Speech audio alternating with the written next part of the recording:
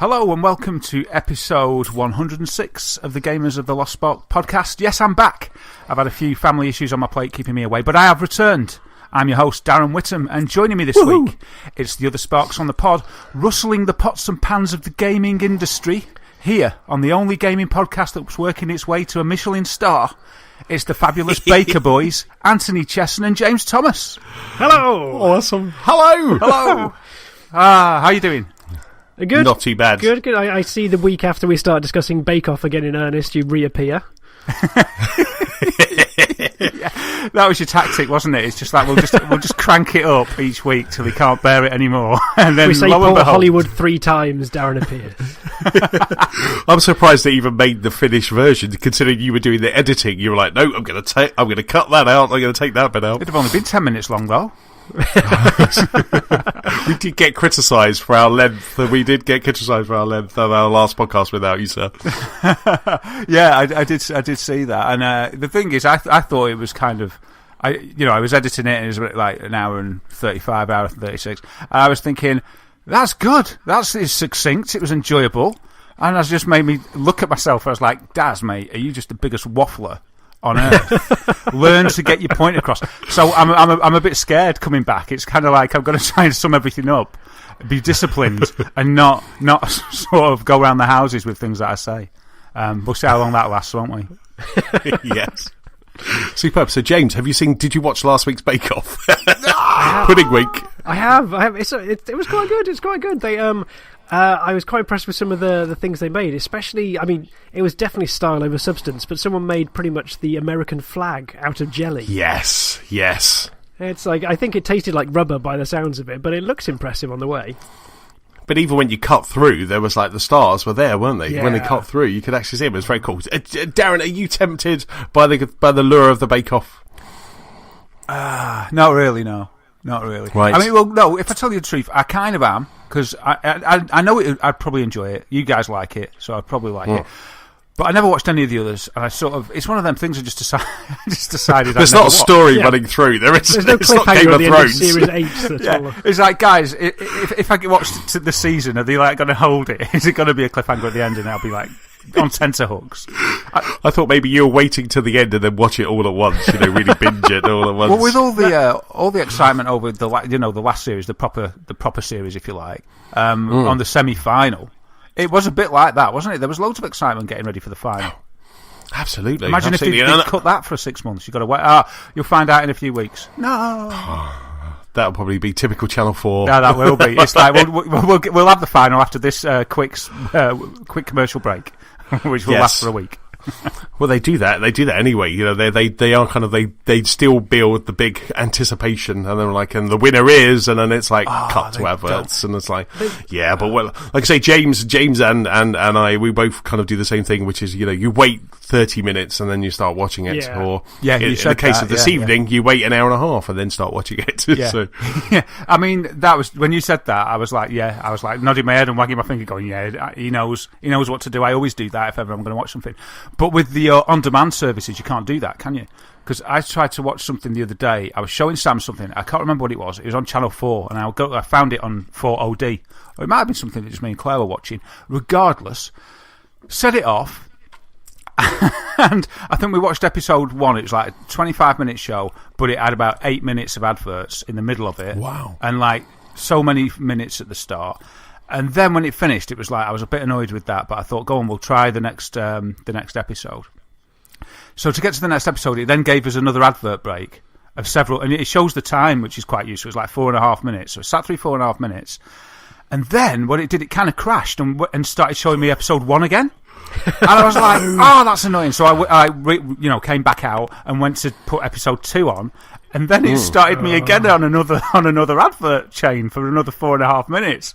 And at that point, I just exited the app and I said, "That's me. I'm not going to watch." See, I've had that before. I've had that before, but I've also had it when they repeat the same 3 or 4 adverts back to back to back, but the same one advert 3 or 4 times back to back to back because someone hasn't got the algorithm right somewhere. They're losing out there, aren't they? Or just really happy and proud of that product. I can't tell which. Yeah, or you're just like, that's the only thing that they want to sell to you. You know, Foster's It's the only Lager one that's or coughed whatever up the it is. money for this advert break, so we're just going to milk it. Yeah. So that's a bit annoying. But it's genius when you can do that, isn't it? It's just like, tune in later, you've got it backed up on the buffer, and then just see you later. See you later, ads. Yeah, absolutely. I mean, for me, you know, I just Sky Series Link everything. So I have Sky Q. I just, you know, in the UK, it's just our kind of not cable provider, but it's still over the air, and so I have that, and I just record everything, and I don't think there is anything that I watch live. Maybe Strictly Come Dancing on a Saturday night, but there's no adverts in that. I never had you pegged as a Strictly fan. Oh my god, I love Strictly. Have you seen my tweets on a Saturday? That filter has finally come into action. Yeah. Yeah, I bloody love Strictly. I've been watching Strictly for about 4 or 5 years. So who's your favourite this year? He says, not knowing anyone who's in it. Oh, that's really cool. So I can just say anything. Actually, Alexandra Burke she was amazing on Saturday night, and she's doing really well. So she's very cool. Is she from a girl band? It's like a She's graveyard a for singer. X Factor people. It really is. Because did she win X Factor or Pop Idol or some such show? She might have won X Factor. I don't know. You but do yeah, know. But she's, you do know. No, you migrated to Strictly from X Factor. Yes, she's really good. She's really good this year. And also Kevin Clifton's partner, who's this little comedian, and she's really funny. But she was just like, a lot of them are just plodding around at the moment. It's like the Bake Off. The first 3 or 4 shows are very kind of are very clunky, very kind of, you know, they're not quite getting their stride. Literally, they're literally finding their feet. Then is this? They are. Oh yes, I'm moving on. Just leaving it. So James, how's your week been? It's been good. NFL season is in full effect. Me and a few of the guys down in Cheltenham have got tickets for the NFL games down at Wembley and Twickenham. So the last couple of Sundays we've been heading down Wembley way and watching some American football. It's been good. I still enjoy watching any game. Despite being a big 49ers fan, I still enjoy just watching any game of American football. But just seeing it live just gives you that extra element of, I guess, just depth to any sporting event, because the camera's only focusing so much on a certain area. So just to see everything that goes on around it, be it the coaches just running up and down the line, being it the players that are usually out of shot because they're, you know, defending too far off screen, and just seeing how their tactics work. I just always find it fascinating when you've got that whole view of the pitch. The games haven't been super exciting. The first one was an absolute blowout, like 48 points to 7 or something like that. So absolutely one-sided. And then the one this Sunday was 20 points to 0. So as contests, they haven't necessarily been up there, but it's always good to get along and catch up with Manny and my brother and watch a game or two. That's absolutely superb. So were you getting some hints for your fantasy league? Oh, by the sounds of your Twitter, is not going very well. No. If anything, I've over prepared. I won my first game this weekend. I am 1-3 in my fantasy league, and the only crime I've committed is trying too hard. Like prior to the season, I was like, I knew a moderate amount of players and I knew a moderate amount of tactics about the whole league, but a few of us got into the fantasy football just to go, we want to know more. We want to get more into this. We want to know more of the players that aren't on our team. So I signed up to a couple of podcasts. I read like a few articles a week or so, and so I was properly cramming, just trying to get everyone's hints and tips in there. And I think what's happened is I've listened to too much advice. Right. And so I've overthought everything, and I've tried to make these deals that have never paid off. Also, I am cursed, or rather I am cursing anyone who I try and put on my team. 4 weeks, and 3 of my top running backs have gone down injured and are out for months, if not the rest of the season. So if I put anyone as my RB1, my primary running back, the chances are that within a fortnight they'll be on the sidelines until Christmas. I am worse than the Madden curse. I was going to say that, the Thomas curse is worse than the Madden. It's like, beware if I draft you. So when these guys are going out, when they're injured, can you replace them? Do you have substitutes that you can kind of put in your league? I've got substitutes, but now I'm properly just dredging the bottom of the barrel, because everyone's got their running backs, and I've gone through my first and then second crop. Now I'm onto the third crop, and I think in a couple of weeks' time, it's like if you can simply walk, you'll be getting on the team. So I'm just happy I've won one this season. We'll take it into next season. We'll learn, we'll move on, we'll build and grow. That's superb. So when's your next NFL game? The next one at Twickenham, I think, is in 3 weeks' time. So they've got a bit of a break, and yes, they're going to Twickenham instead of Wembley. I think it's Arizona versus LA, which we've got a couple of friends who support either side, so that should make it interesting. I did notice when I was working at the weekend, and when I was kind of on the way to Manchester, we went past Wembley and Milton Keynes train station, and there was a lot of people at Milton Keynes and Houston as well, wearing NFL jerseys, and there was also some Patriots, and there was just everyone just wearing a mixture of jerseys, and I don't think the people that were just playing. So yeah, no, it's every time we've gone, it's basically just a kaleidoscope of colour, and I think that's the nice thing so far, that it's still very much, I wouldn't say novelty, but a lot of NFL fans go just because this is their chance to see two teams playing in a game that matters, especially this early on in the season. And so you just get all sorts of colours. But the last few years, we've found a lot of the US teams, the ones who are actually playing, bring over a sizable contingent. Because in the first game, it was the Ravens versus the Jags. And the Jags have come over here, I think, once a year for the past 5 years. And so they've got a moderate UK fan base. So there are, cheers, and there's everyone's like second team is turning into be the Jags.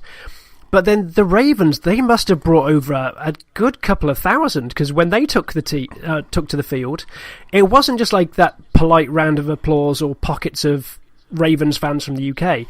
There was proper hooting and hollering. They must have brought over thousands, I think. Wow, that's really cool. That's fantastic. Yeah, it's good. It's good. Excellent stuff. How was your weekend, sir?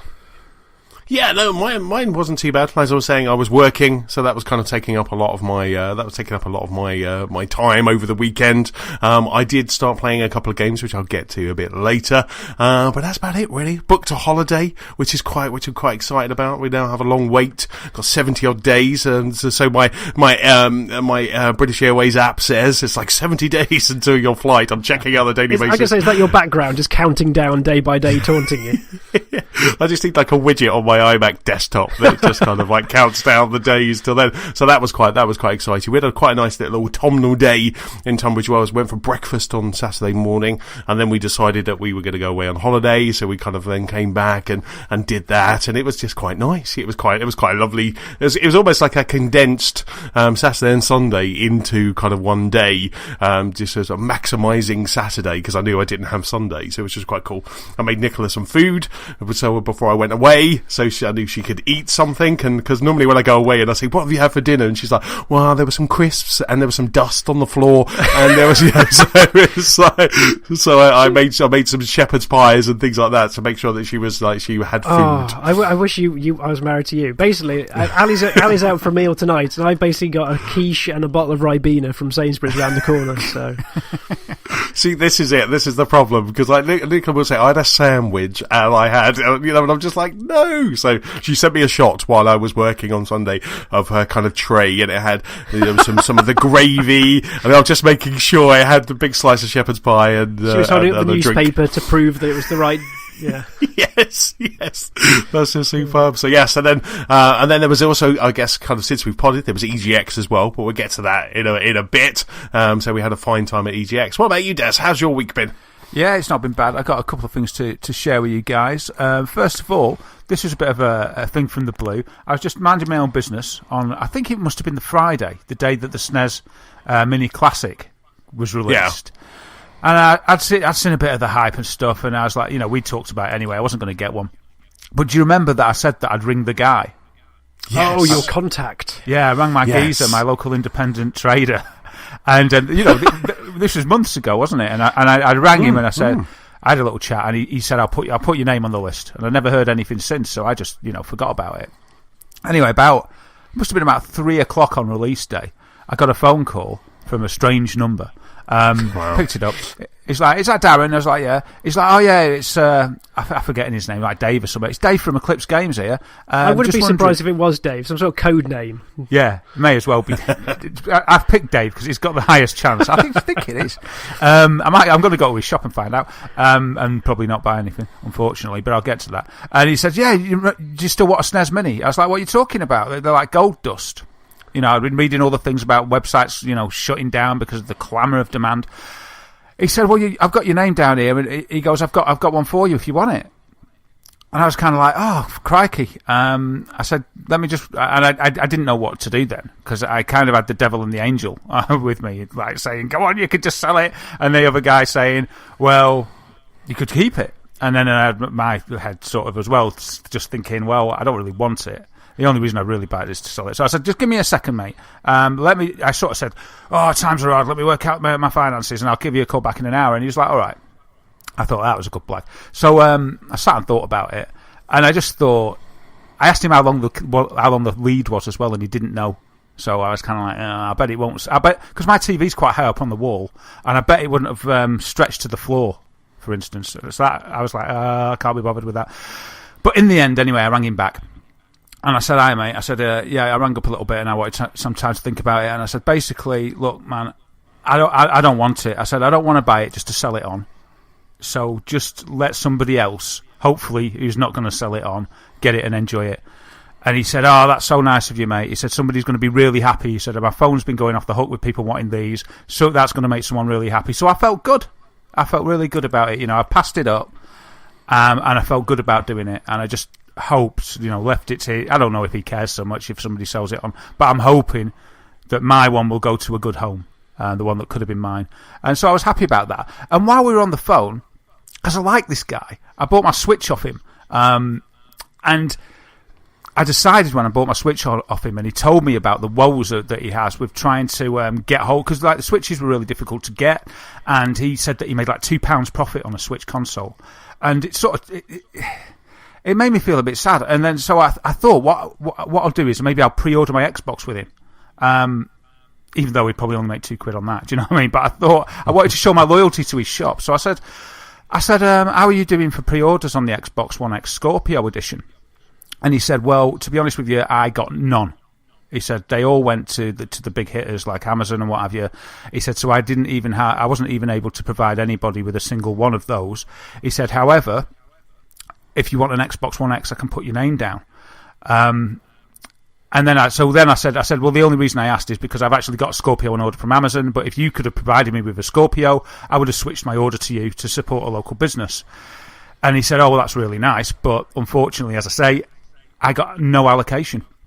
And I said, well, what are you doing with your Xbox One X's? And he said, I've got an order list as long as my arm, pre-orders, or he didn't, not pre-orders, more of a waiting list.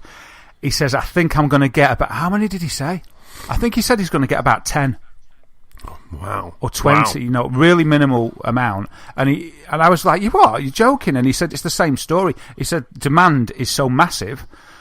Most people... I presume it's because most people go to the Amazons and what have you of this world. And so they have to...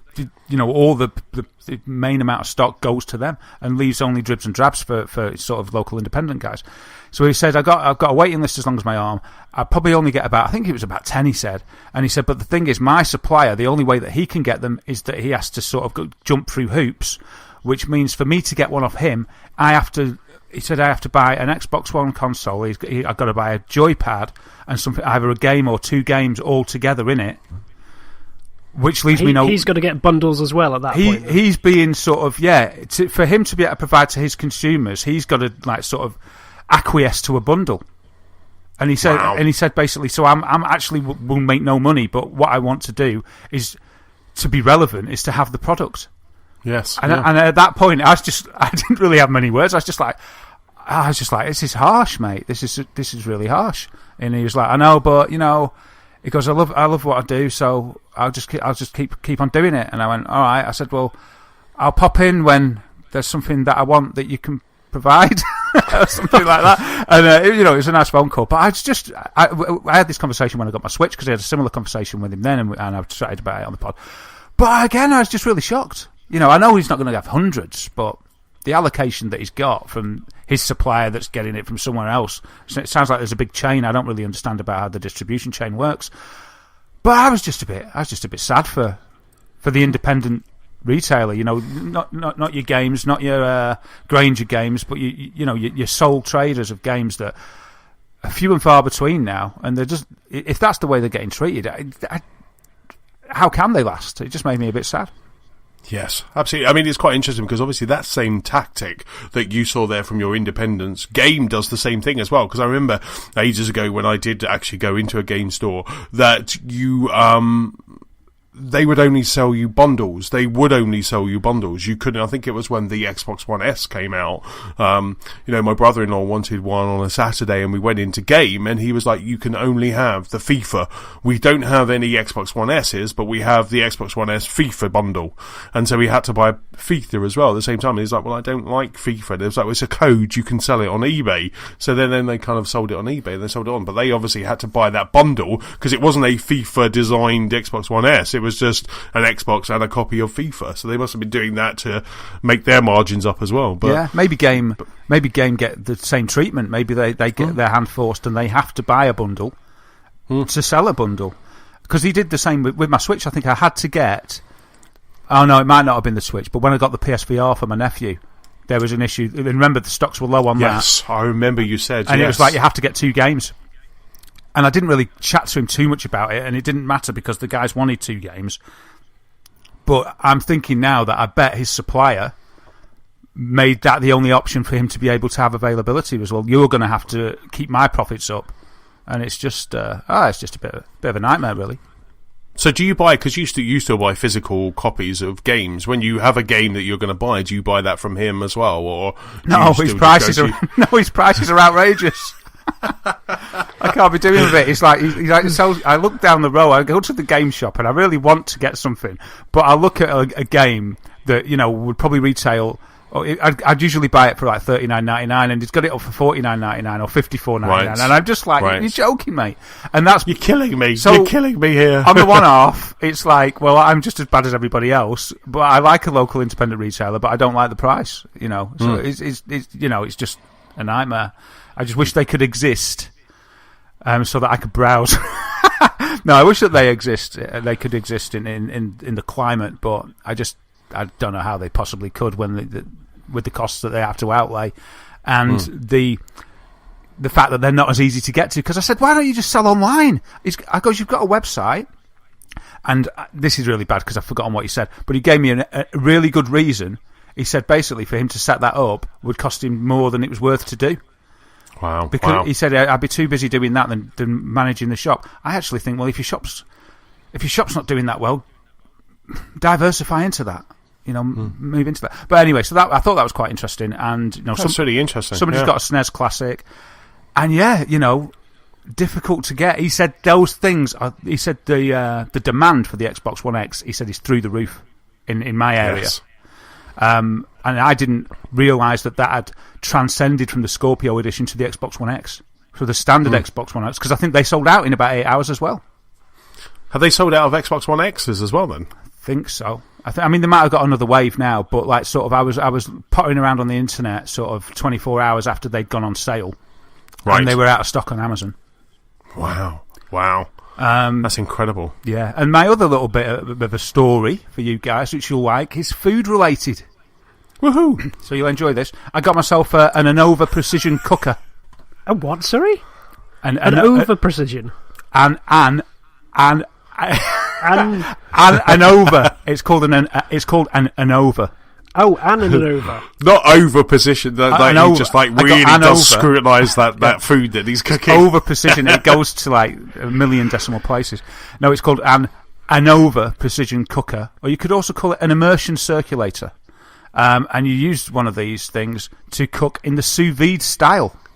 Nice. Is that I keep seeing them doing it on MasterChef every now and again? Is that so? They basically so to dumb it right down, and I apologise for your new toy. It's boil in the bag. It's boil in the bag everything. Yeah, Thomas. It's like spade to spade, Anthony. Spade to spade. Finders discovered this years ago. Why I'm paying out good money for an application to be able to do this, I never know, but you know what I'm like. So what That's this cool. is, it's you cook things in a water bath. Sous vide is French. It means under vacuum, and that's what you're doing. You cook your food in a vacuum. Or is it underwater? No, I think it's under vacuum. No, vide is not water, is it? So what you do is you take your food, and I haven't got one of these. What is it?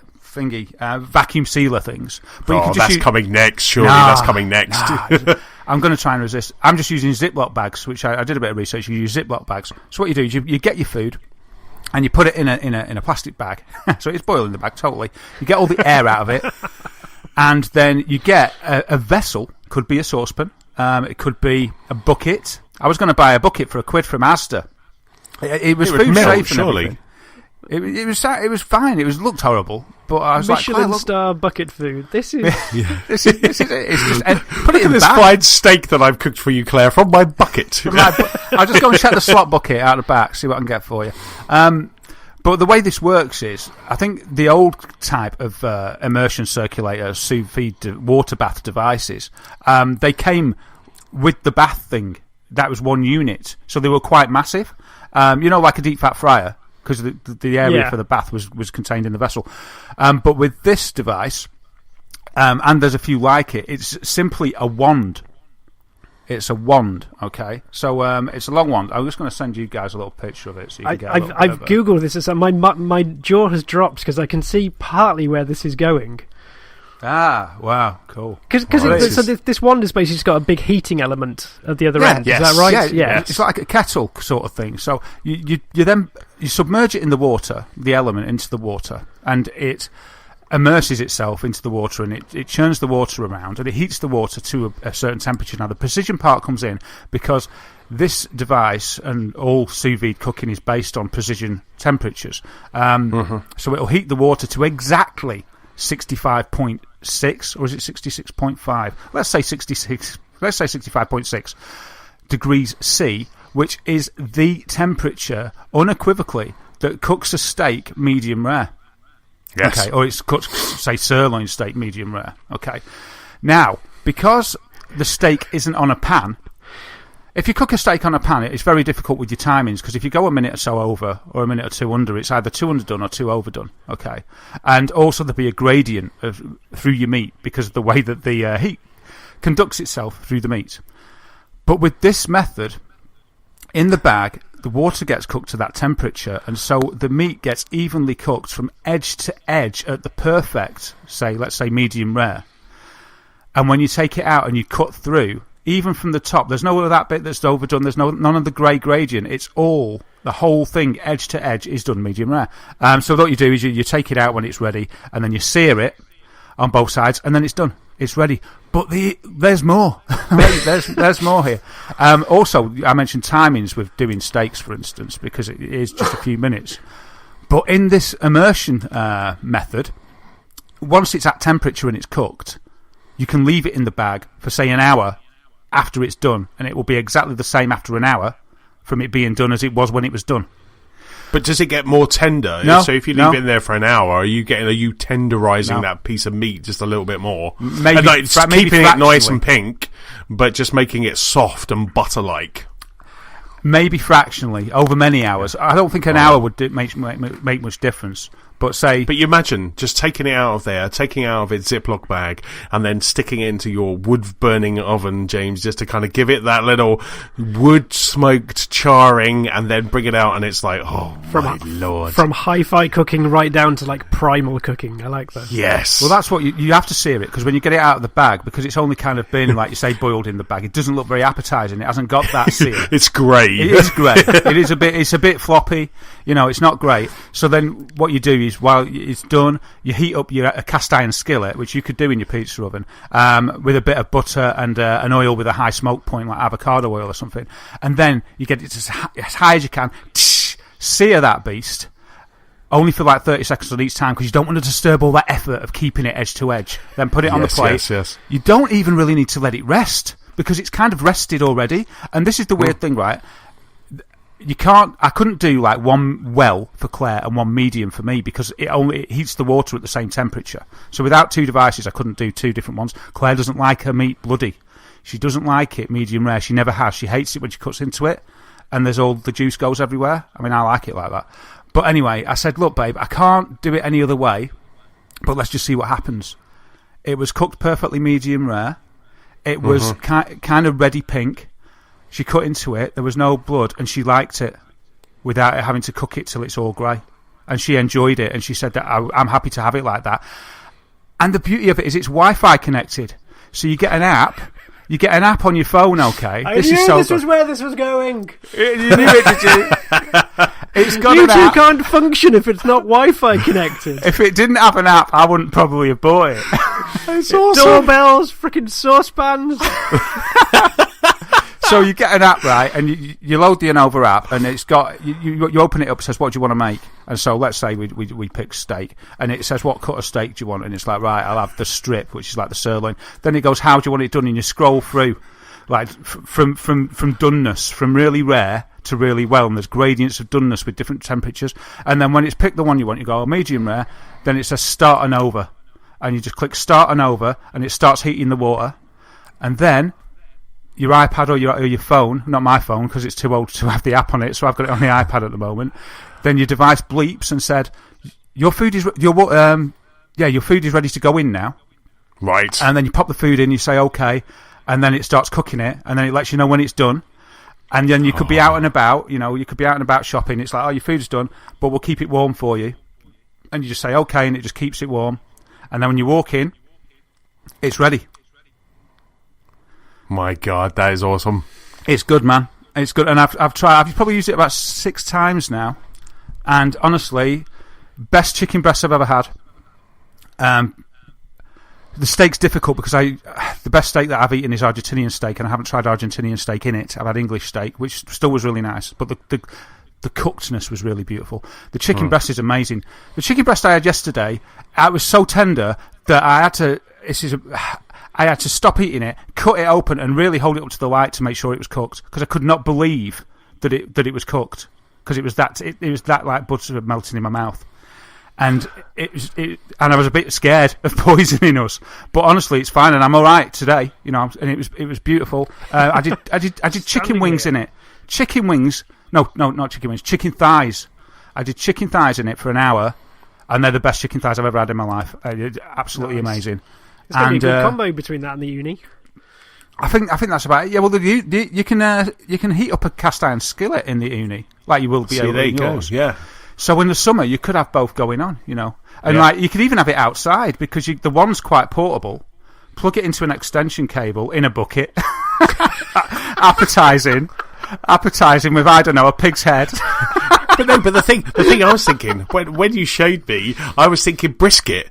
You get a nice piece of brisket, sous vide it or precision cook it in the brisket in your bucket outside, with your banjo, and then so you cook it there, and then just put it into the uni, and then just let that would just be, and then put some barbecue sauce on it, stick it in the uni, let the uni do its thing. It'll be barbecuey, it'll be oaky, it'll be smoky, and it'll be tender, and then you add the seasonings into the bag. And they seep into the meat over the cooking time. And something like brisket, you'd probably be doing a long cook, maybe 4, 6, 8 hours. I've been reading about people doing tough cuts like for 48 hours with a good rub in there, and then they just slice it open, and it's like it looks. I think it's beautiful. One of the guys who used to be on the Major Nelson podcast, he did a brisket once for, I think it may have been Super Bowl or something like that, and he cooked it for 2 days in his sous vide. He just had the ribs and the brisket going for 2 days, and it just looked incredible when he kind of showed it. And that's why I was just like, that's what I was saying to you. You can put like rosemary and garlic and salt and pepper and oil in your Ziploc bag, and then cook your steak for an hour with all of those ingredients. That's what I did, yeah. I pampered it with Himalayan pink salt, rosemary, garlic and black pepper on both sides, and then in it went, sealed up, and in it cooked, and then when it came out, it got seared in butter and oil, and then I added just a touch of red wine to that in the pan, just to deglaze the pan, and poured that over the steak, and it was nice. Homina. That bucket that you got, well, not the bucket, the container that you got, that was really cool. That's a proper precision cooking container, isn't it? It's just a container that I found in Asda, like a Tupperware thing. Really? It wasn't a proper sous vide thing. I just went out looking for something because I thought my saucepan would be big enough, and because the saucepan is circular, it's not as economical with the space as a rectangular or square thing would have been. So I just went out looking for a container, and I found this area in Asda, and they had these brilliant, like, sort of kind of Tupperware sturdy boxes. And it had like the knife and fork label on it to say that it was food safe. It said safe up to this many degrees and all this. It's like £5. Wow. So yeah, that's where I saw the black bucket for 99p. But that's that still had the knife and fork sign on it. I mean, nobody else would have seen, like, I suppose they would have in the garden. Do a hog roast in a bucket in the garden. It doesn't sound nice, does it, doing it that way?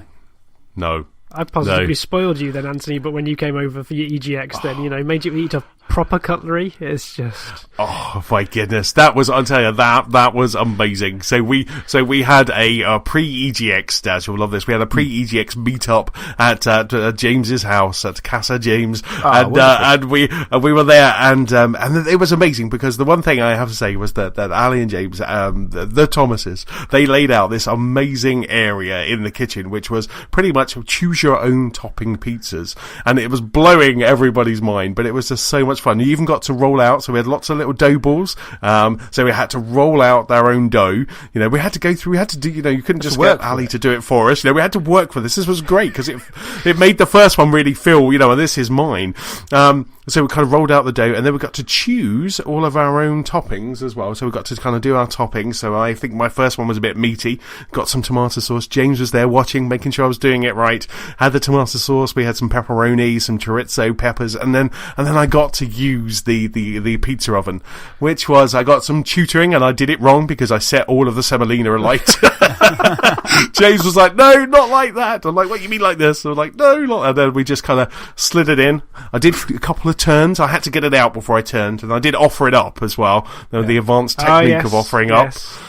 And it was just amazing. It blew my mind. And it was really funny because I had another one, and another savoury one, and a sweet one, which I'll get to in a moment. But the savoury, my second savoury one, which James was talking about a couple of weeks ago, had barbecue sauce on. So I thought, I've got to try it. Yeah. He has, the controversy is already set. I've got to try this before I can, laugh at him. And it was just amazing. It was incredible. I was just in the corner, just enjoying myself. You should have seen his little face, Daz. It was like Christmas had come. He was just there giggling almost to himself. That's amazing. It's just so cool. Texting Nicola, going, we need to get a pizza oven. And I had a friend of the show, Manny, brought some of his own beers as well. He brewed a Steam, a San Francisco style lager. So he brought that, and we had that to wash it down. I was just like, I'm not leaving. I'm just going to live here. Yeah. Why did you go to EGX? Exactly. Stay put. Wow, that sounds awesome. So yes, it was very good. And then we had some sweet pizzas as well, because at this point Ali was rolling out some. I think Ali maybe kind of took offence to my shapes of pizza, so she rolled one out for me.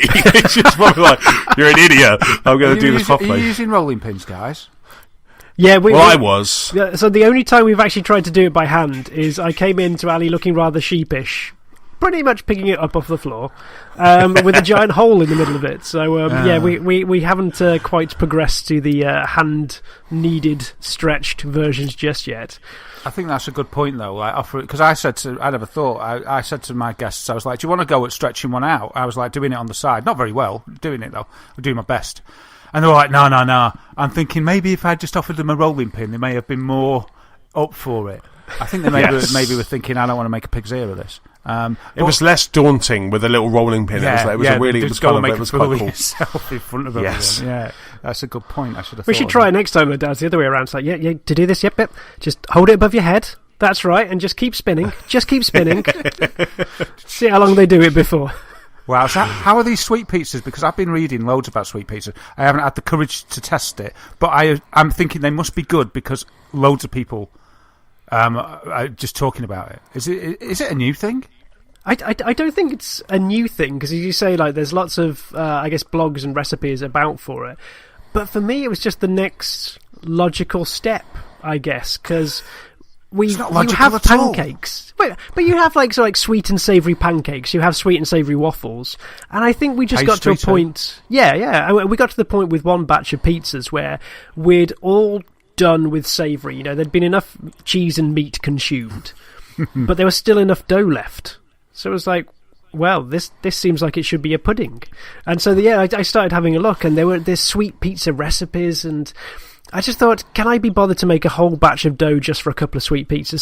So when we had one pizza dough left, I just put a load of Nutella on it and put a load of speculoos on it, put it in, and like, even just with the standard dough, I don't know what you think, Anthony, it just comes out really nice. If you put enough like spreads, like sweet spread on it, it protects the dough, it just singes quite nicely. Even when the Nutella catches slightly, it almost like caramelizes. There's a slight bitterness to it that like complements the lower down. Yeah. So far, it's worked well. It was amazing. I'm still dreaming about it now. You know, I'm still it was so nice because on mine I had Nutella. There was chocolate chips as well. So I had white chocolate chips and milk chocolate chips. Banana, but there was also something that I'd never seen or tried before ever. Is that the speculoos? That's the speculoos. Yes. What's speculoos? Which is it is liquid biscuits. Yeah, and you know the caramel biscuits that you can get with coffees.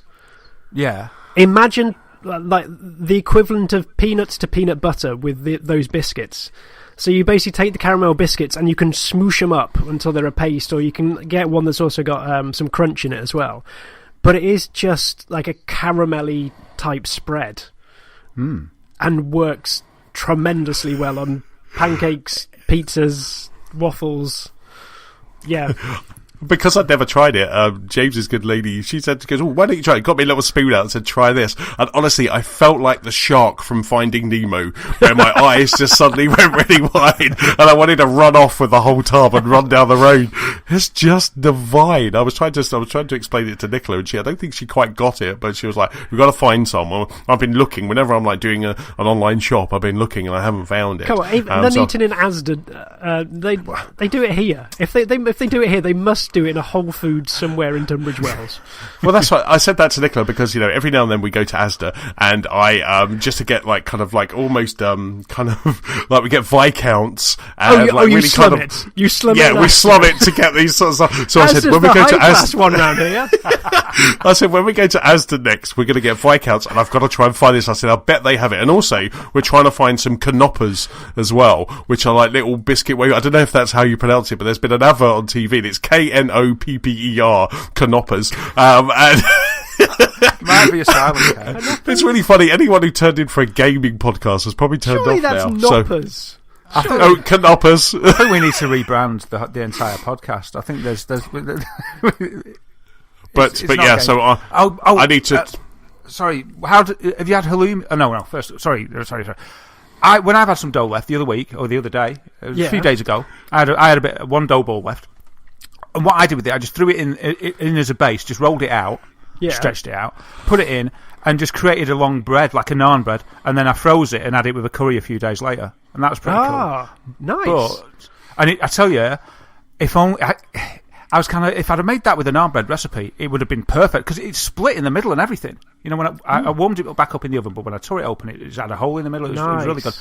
But because it was pizza dough, obviously it tasted a little bit like pizza dough, but eating my curry with it was completely fine. But I wanted to ask you, sorry to interrupt, I wanted to ask you if you've done any halloumi on your pizzas, because I know you like it, and if it is something that's good on a pizza or not really. We did consider even just doing it straight in the pizza oven itself, but we just it just needs a bit of char to it. I think it needs to be grilled to be good halloumi. I'm not quite sure it would work on pizza because it doesn't necessarily melt. Do you think it takes too long it'd burn before it was cooked all the way through, or not that? I don't know. I think we will try at some point in time. There's usually halloumi in the fridge, so at some point it will make its way in there. Cool. So yes, so that was pre-EGX, and then on Friday, games. On the Friday, we all trundled down from Nuneaton to EGX, and it was I really enjoyed it. I mean, I think EGX last year was a much better EGX. I think I have filled out the survey because, Eurogamer do send a survey. And I did think that my only grumble, I'll get to all the good stuff in a moment, the only grumble I had, I think there was too much open space, and there was like 3-hour queue for Mario Odyssey, but there was a lot of open space. You could fit a whole stall between PlayStation and Xbox. They all had a really nice showing. There was a really nice showing from Nintendo, from PlayStation, and also from Sony, but there was so much space. There was just so much space. Even the retro area was really spaced out, and this year as well, all of the 18 stuff was all kind of, but in the show floor, the 18 plus stuff was in the show floor, but it was all boarded off, so there wasn't even a separate area. So it just meant that there was lots of queues. You saw lots of people queuing. There was lots of 2-hour queues for those big games. Luckily, we don't really go for those big games. It's more about kind of finding some games that you haven't played or you didn't know about, which we'll get to in a mo. But I mean, all in all, I enjoyed it. I think it was a fantastic day. I really enjoyed the day, but I just think that, my comments back to Eurogamer on the survey was, there's too much space. I don't know if that's a legal issue, but it was just too much space and not enough pods. Yeah, you got the feeling around the edges it was quite nice because you got to walk merrily around. Yes. But, yeah, I don't know whether they just thought there'd be more punters or whether some of the stands were undersubscribed or so. But, yeah, compared to, as I'm sure when you were at Gamescom as well, it's, as the punter, I'd probably prefer it this way around at least, because it means you can breathe and not have to rub up against everyone else rushing in the other opposite direction. But yeah, I don't think it had it didn't have the same impact as last year. I don't know whether... Yeah, I don't know what it was. There was just lacking a certain spark amongst the AAA space. Anyway, yes. Because even Star Wars Battlefront, which I'm glad I never kind of queued, because the thing is, if you want to play your Call of Duties or your Star Wars Battlefront or something, even Destiny, Destiny had an exclusive raid there, sponsored by Virgin Media. They had an exclusive, and that was a 2-hour queue. Yeah. So it was 2 hours from here it's 2 hours, and the same thing happened with Star Wars Battlefront and with FIFA. For Mario Odyssey, even though we had early passes, there was instantly a 3-hour queue. You're joking. Yeah. No, so you have to say, right, I'm going there to play Star Wars Battlefront, and that's it. Yeah, because otherwise you've got time to play Battlefront, play Odyssey, get a bit of FIFA if that's your persuasion, and that's your day. Yeah, but what boggled my mind... I'm sure the FIFA demo was out that Friday as well. Yes. So, which made me these people queue to play a game they could play at home, because it's look at me, I'm playing it at EGX. You could play 10 hours of it via EA Access, which is probably the same price as the ticket to EGX. But I guess it's the same fact they had Destiny there, and I think I've always had struggled in my mind trying to figure out why that is. Because there was the year after Last of Us Redux came out, it was at Gamescom, and I guess it must be as much advertising space as anything else, because that's the only thing I can assume. These big companies have these stands and they need to fill it with something. So even if it's just out, even if it's been out for a few months, this is our advertising space. This is what our presence is, and I guess this is what we're selling on the way up till Christmas. But yeah, if you're going to queue for that, then fair play to you. Fair play. So games, I mean, look, we spent a lot of time in, as we did last year, we spent a lot of time in the rezzed area, in the indie section, kind of rezzed and left field collection. So what out of those games, James, what ones really kind of stuck out for you? What was your kind of games of the show almost? I was really impressed with the small selection that was over at the Nintendo indie booth, because actually that in itself I thought was really nice, because Nintendo had their main stand, and admittedly it wasn't a huge stand, but it was their main stand where they had Odyssey and Splatoon and everything like that over there. But within the indie section, I thought they were incredibly smart to have this small 8-pod booth that was just dedicated to their smaller titles that would have probably got swamped given how many people were actually milling around the full Nintendo booth. And so there were a few there that really, really captured my attention. The first one that I think we all enjoyed was a 4-player sort of co-op game called Flat Heroes. And the marketing robot that was manning the stall at the time Do you guys like video games? He told us like it's as much as the rest of the blurb was fluff. It's a 2-person team who made Flat Heroes, and I think this came out on Steam earlier this year or last year. But it's effectively like a Thomas Was Alone sort of aesthetic. You are just simple geometric shapes bouncing around an area, and you just have to survive waves of little enemies, and it's almost got like a Geometry Wars vibe to it. Very clean, very bright colours, though, where you have to avoid the waves of enemies. You have to try and bounce around the walls and protect yourself from lasers. You can resurrect your other teammates, but even more than that, it's got like a platforming element to it rather than the top-down shooter. And for just a tiny cube or a square, I guess, it's got this tremendous sense of control and presence to it, because it sticks to walls. It's got this little bounce, and it just controls really nicely. And I think this was more evident because we played quite a few clunky games. I think it's fair to say, like there were a lot of games that were obviously very early in development and just hadn't got that feel to jumping around, and yet for them to embrace it and just capture it within the square. Brilliant. And the fact it was co-op and you were all trying to work together, or trying to avoid a massive laser grid that's suddenly stacked on the wall, and you're getting in each other's way, and it had that sort of friendly competitive nature to it. I just really enjoyed it. I really enjoyed it. Yeah, I thought it was absolutely fantastic. Like I say, I think we started off because we were playing the cooperative mode, but there's also a versus mode, isn't there, at the same time?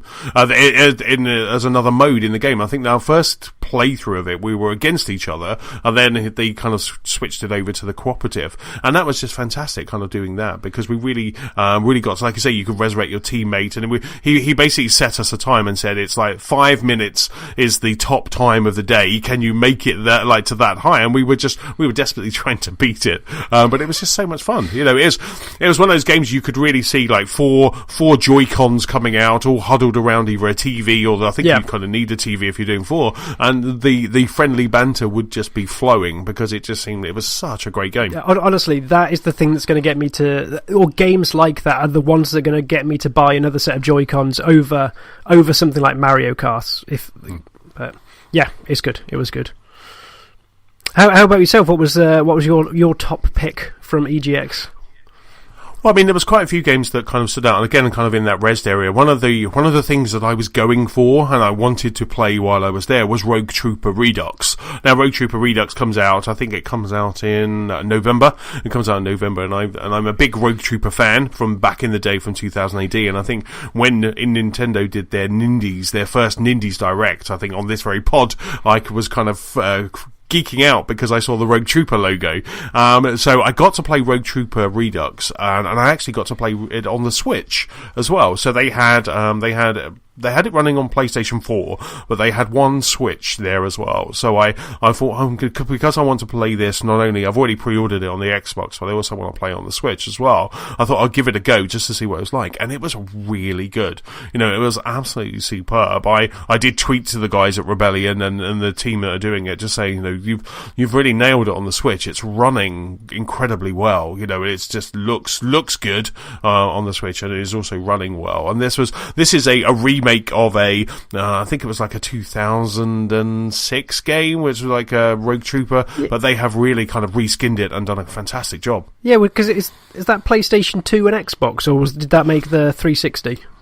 No, I don't think it made the 360. I really don't think it made the 360. So it must be, it must be original Xbox, and it's really good. So it's a third person over the shoulder shoot 'em up shooting game where you play as Rogue Trooper, and it kind of takes you through the origin story of Rogue Trooper. And I really liked it. Like I say, I've come home and I've pre-ordered it. I've got it stuck in my pins on my Xbox One. I've pinned it because that's what I like to do. My pins for Xbox One are either games that I've pre-ordered or games that I'm playing now. So I don't lose sight of one. So I always kind of pin them like that, and that's how I use those pins. So which is really cool. Just to remind you what you're playing. Yes, just so I can remember that those are the games that I'm either looking forward to, and it's also easy access as well to get to it, because otherwise you've got to go to My Games and Apps and blah blah blah, and then you go down where pins, you just nudge down one, because I've got the new interface now on both the Xboxes, so you just nudge down one, there are all your pins. It looks very lovely and very quick. So yeah, got to play Rogue Trooper, another one in the Nindies area. Rogue Trooper was in that Nindies area as well, but you were talking about, James, but the other one was Hunt Down. And we didn't get to... Oh, no, we did. No, you and Manny got to play it, didn't you? Yeah, we got to play it. It reminds me of the Mega Drive, very specifically of that platform, because it's like a 16-bit side-scrolling shooter, Contra vein, but it's like street gangs. This is the dark future as imagined in the 80s, so it seems very much like Moonwalker. Or I guess Total Recall, that sort of grimy but sort of graffitied touches of neon streets, and it just was really true, I think, to that era of that genre, because it was really quite brutal as well at the time. There was shotgun blasts to the face, and there was very little blood, but there was still that really impact of just letting loose big weapons up close, and it was again just good co-op fun, because I think for most of the day we looked for stations that had multiple controllers, because there was about 5-6 of us wandering around, so good to get people to play together. But yeah, it just again captured a good couch co-op experience. I think from a genre they haven't really... I mean, a lot of retro genres have come back, but this one hasn't been really front and centre for a long time, so it felt very fresh compared to a lot of just pure platformers. It looked absolutely superb. Daz, I kind of said to the guys that it kind of, that's looking at the aesthetic of this game, and when you see it running, it's kind of in my mind of how I thought the Mega Drive games looked. But they didn't look like that. It's because this had lighting, but it was absolutely, it was absolutely superb. And I was it was really kind of one to watch for, again, fantastic, as you say, couch co-op, but fantastic on the move, Nindy title, I think. Yeah, so, I just looked at the trailer while you were describing it there, and it looks really good. Reminds me of Renegade, Double Dragon as well. Those sort of games from the sort of 86, late 80s era. Spot on.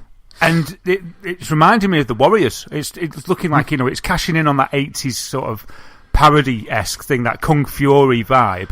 But the way it's going through the gangs here, it's reminding me of the Warriors film as well. So this is just hitting loads of bases for me. It looks awesome. A Terminator cameo would not look out of place in that game. It would not. So it was absolutely superb. The other thing that we got to play was Racing Apex, which was I absolutely loved it. I didn't. We were at Racing Apex. They had 4 pods. So it was. I think it was an Xbox controllers or Xbox 360 controllers, but they had 4 pods, and the seats were incredibly comfortable. I came back and I said to Nicola, I sat in this really lovely gaming seat. She was like, "Don't even think about it." Instantly shut me down, and I was just but it was such a comfortable gaming seat. But so we got to play this game. Now this game was very interesting, Daz, because it was a bit like virtual racing crossed with maybe Ridge Racer. Yeah, it was like hard driving as well, crossed with Ridge Racer. I was just having a look at it now. Absolutely. Nice. Hard driving, I love your brain. Hard driving was the game I was trying to explain to the guy, and hard driving was that arcade cabinet way back when, where you actually got to drive, didn't you? It had a clutch and it had gears, and that was the one. And but the thing was, it had a very strange, interesting, in quotes, handling mechanic, because you were really kind of you were everywhere. You really had to go. It was really kind of doing a lot of drifting, and it was to start off with, it was quite a struggle to actually race, but then you really kind of got into it and kind of really raced. And I had a couple of races. It has really strange collision mechanic, because for some reason James came near me and then flew away. I have no idea. Just check your mirrors. That's. I was trying to hold the racing line. I think the chat was saying while we were there, it's relatively new, so I think the handling is still under tweaking, shall we say? Yes, but it's again this retro vibe that they haven't really mined. I think the gaming world, because it is that sort of late Sega 32, early PlayStation, really stark polygons. There didn't seem to be any textures at all, just big flat shades of colour. But it was just this really nice aesthetic because it didn't feel like it was cheap but when the wheels were turning and the trees were passing by, it just felt very stylized and very swish. But the fact that they were just showing it there with like 4 players side by side, an arcade racer, apart from some dirty drivers on the track, it was like a really good experience. It was absolutely superb. I really enjoyed it. It had some great characters as well, some really good character selection as well. So it was just really cool. And then I have to say, kind of one of my favourite moments of the day. I was still kind of in a pizza heaven, but one of my favourite moments of the day was watching the Thomas brothers play Donkey Kong Jungle Beat. Or is it Donkey Kong Jungle Beat? It's Donkey Konga. It's just Donkey Konga. Konga. Yeah, I've got that in my garage. Also on the game. Watching, with the bongos, that's it.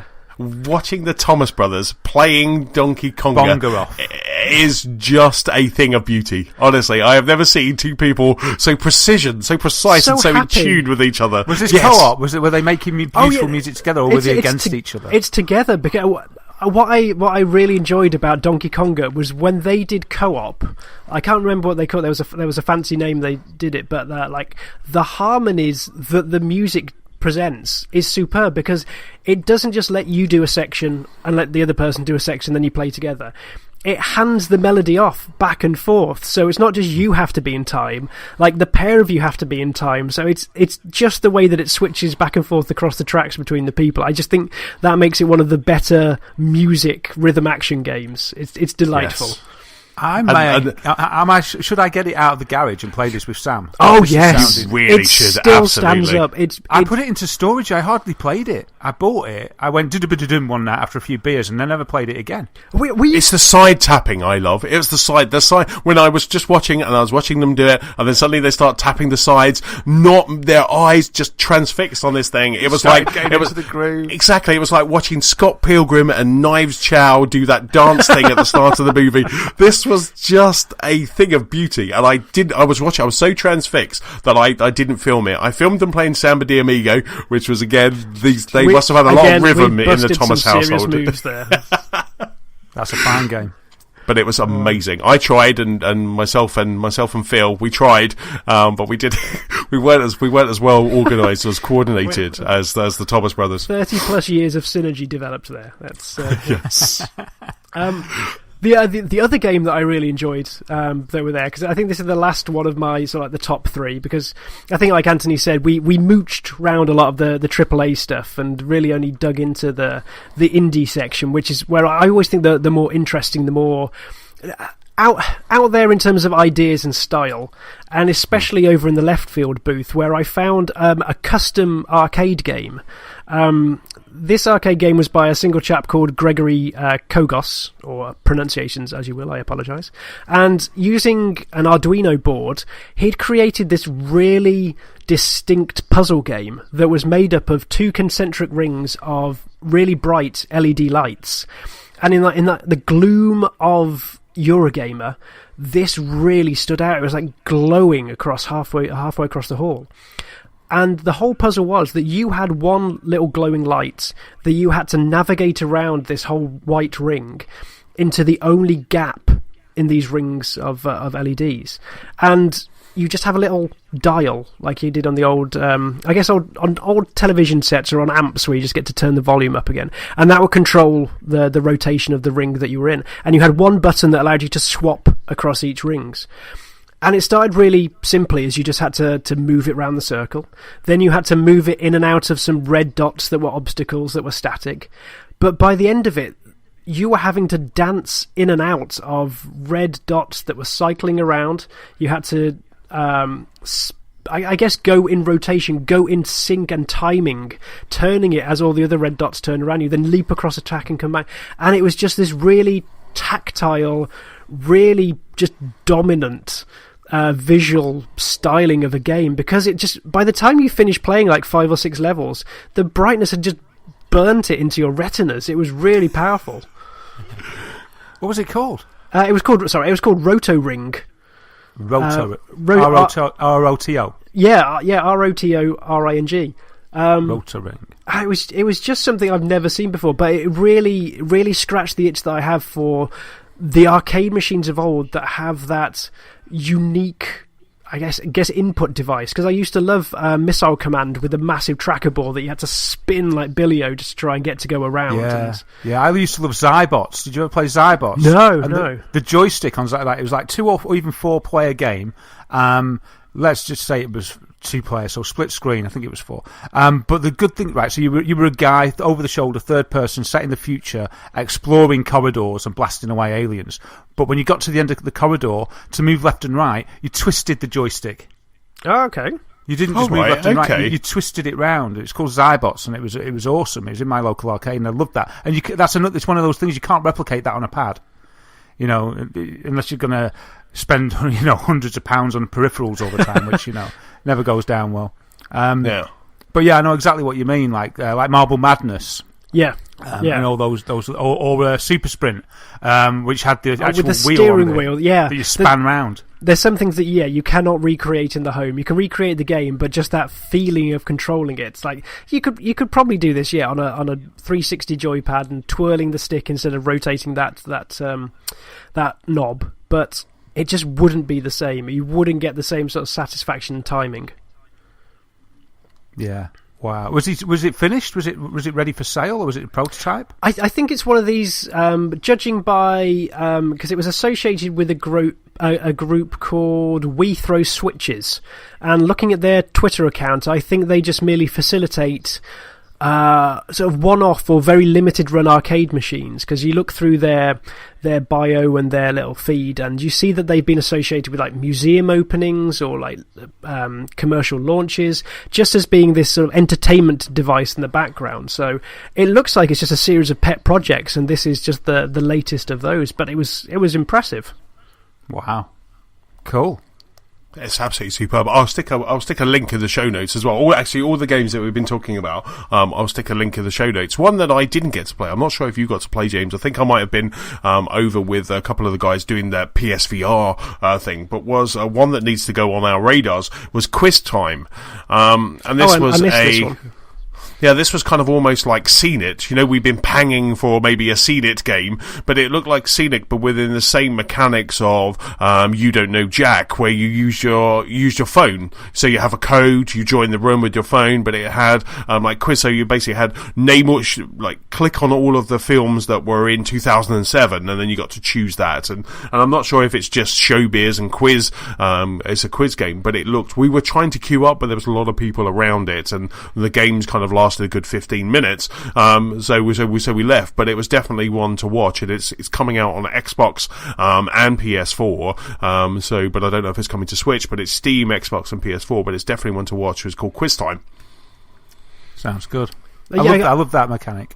Yeah, it just seemed to be a nice way of drawing, I guess, from the people in the audience, rather than having to specialise their questions in one area. So, I guess, crowdsource the quiz. You could have infiltrated that. There's a big queue, but if everyone's using their own phones, you just sort of look over there, you're like, there's the password, there's the website, and they're like, right, who's in? And you're like, right at the back, you go, yeah, I got in. Yeah, it's like Who Wants to Be a Millionaire? It's like fastest finger first or something like that. Yeah, totally. That's how you get into the game. It's fastest finger. Who's got the newest phone? They'll probably be pretty quick. But that was fantastic. I mean, like I say, it was really good EGX. They just could have done a few things with maybe the store. If you're going for AAAs, then there's a few things there. But all in all, I think, that indie section just blew me away. And there was lots of games that, I left feeling quite excited about and left feeling that I wanted to get those. Like I say, I've pre-ordered Rogue Trooper. I'm now playing Cuphead. But there was lots of games that you kind of look and go, actually, yeah, these are absolutely fantastic. So it was really good. Did you make a full day of it, or because you said it was a little bit sparse? Did you leave early, or was that were you there all day? I don't think we left until about after 5, did we? Yeah, no, we were there all day, because although it was sparse, there was still enough to mooch around. I think it was just more every time we saw a gap in the indie section, we definitely went for it. But just when we were going around the rest of the sections, rest of the larger hall, I guess it was just leaving a bit to be desired. I guess it's either that or it's just known quantities. I think maybe that's it. It wasn't that we're not excited about some of the larger games. It's just that after seeing the trailers at E3, after seeing the trailers at Gamescom, and even after seeing just like the general press, we know what FIFA is, we know what Assassin's Creed is, we know what Far Cry is. So let's go and explore the smaller sections. Yeah, it's not like, say, at one of the biggest shows. Maybe they need to work on. Maybe they've got a little bit of a lack of spectacle that they could work on. I mean, I know it's not a massive show, but some kind of surprises it during the day, something like that, just to balance things out. I don't know. I mean, they do have a careers fair at the back. They do have an EGX stage where they have talks. They do have a lot of talks as well that you can attend if you want to. You've got some chats, and they have developers there. Mike Biffle there was on Thursday. So there is quite a lot of people that you can go and do that as well. So, and that's all just kind of around. So there's plenty of stuff to do. But like I say, it was just a little bit. Just that queuing for that major title. It'd be great to go and check out Star Wars Battlefront and things like that, just so you can have a play like we did a couple of years ago, Daz. It was like, let's actually kind of have a grip with it and see if we're going to like this. I think because that was the first one, we were sort of mega excited, and I felt it was worth queuing for that. But I wouldn't have wanted to queue for the second one. It's strange. I think maybe doing the pod as well. I think maybe our mindset's changed a little bit. Like, I wouldn't want to be queuing for Mario Odyssey. It's coming out in a few weeks. And that's what we were saying. We were like, we're going to get our hands on it. They're all, because of when the show... I mean, if that show was in January and they had all those games there, I probably may have been more tempted to queue for Odyssey, for instance. But it's kind of like, well, there's so much more to do. Like you say, look at all the other stuff. There's diamonds in the rough of the indie section. Let's go and search for those. It's like, why waste my time standing around queuing for a game that I'm going to get on my doorstep on release day in a few weeks? I actually would prefer to wait, not to spoil it in some way. I've gone dark on Mario, really. I'm not watching any preview footage. You're absolutely right. There is that fine line, isn't there, between kind of, there are those games that you really want to play.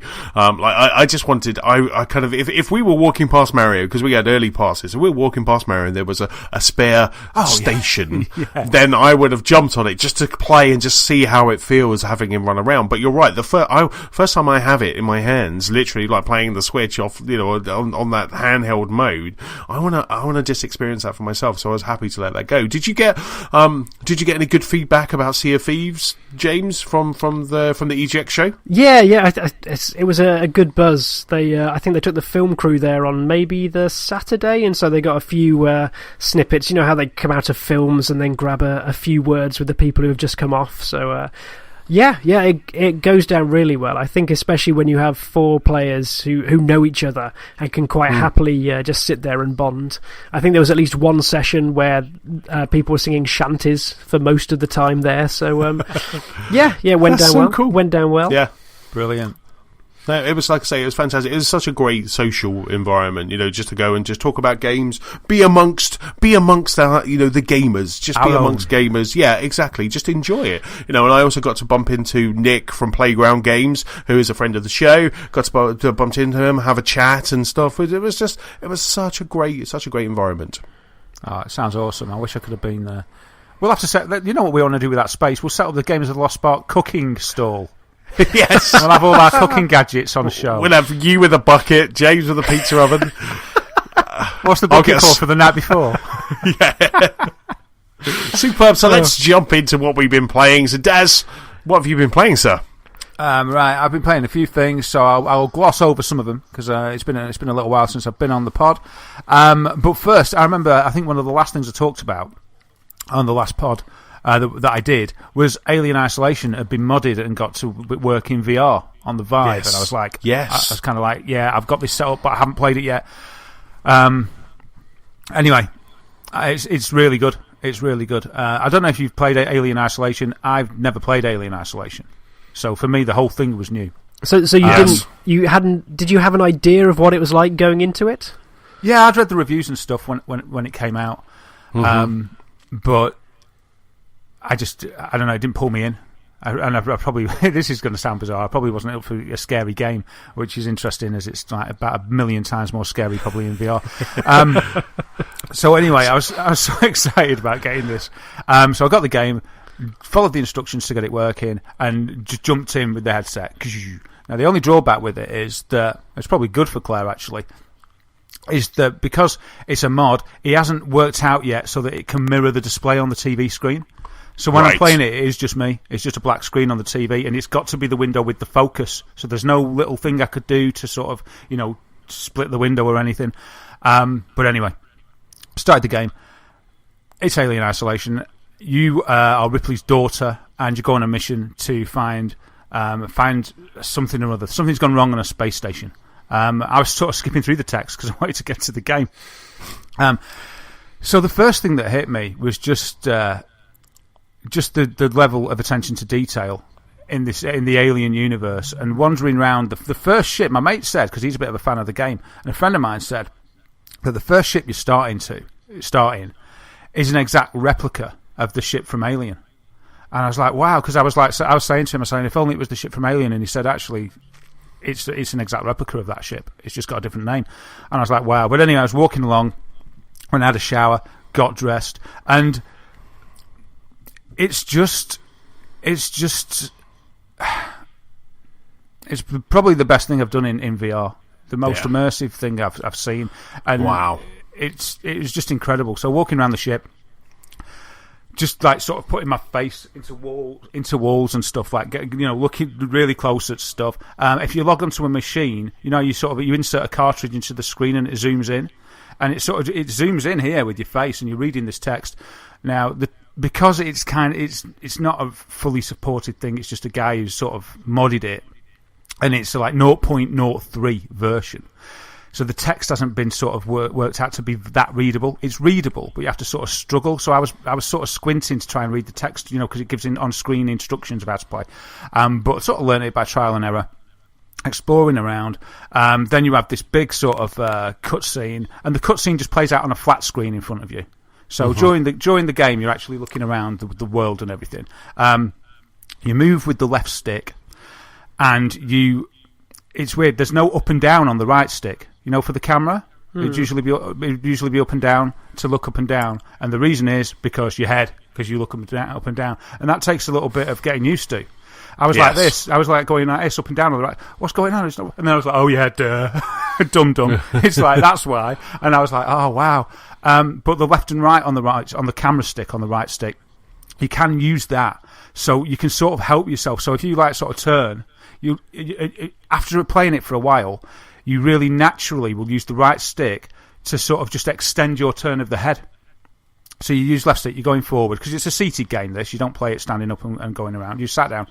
But it works so well. And so you're pressing on the left stick up to walk forward, and you want to go over to the right. You sort of, forward will walk wherever you look. So if you look to the right, it would veer that way.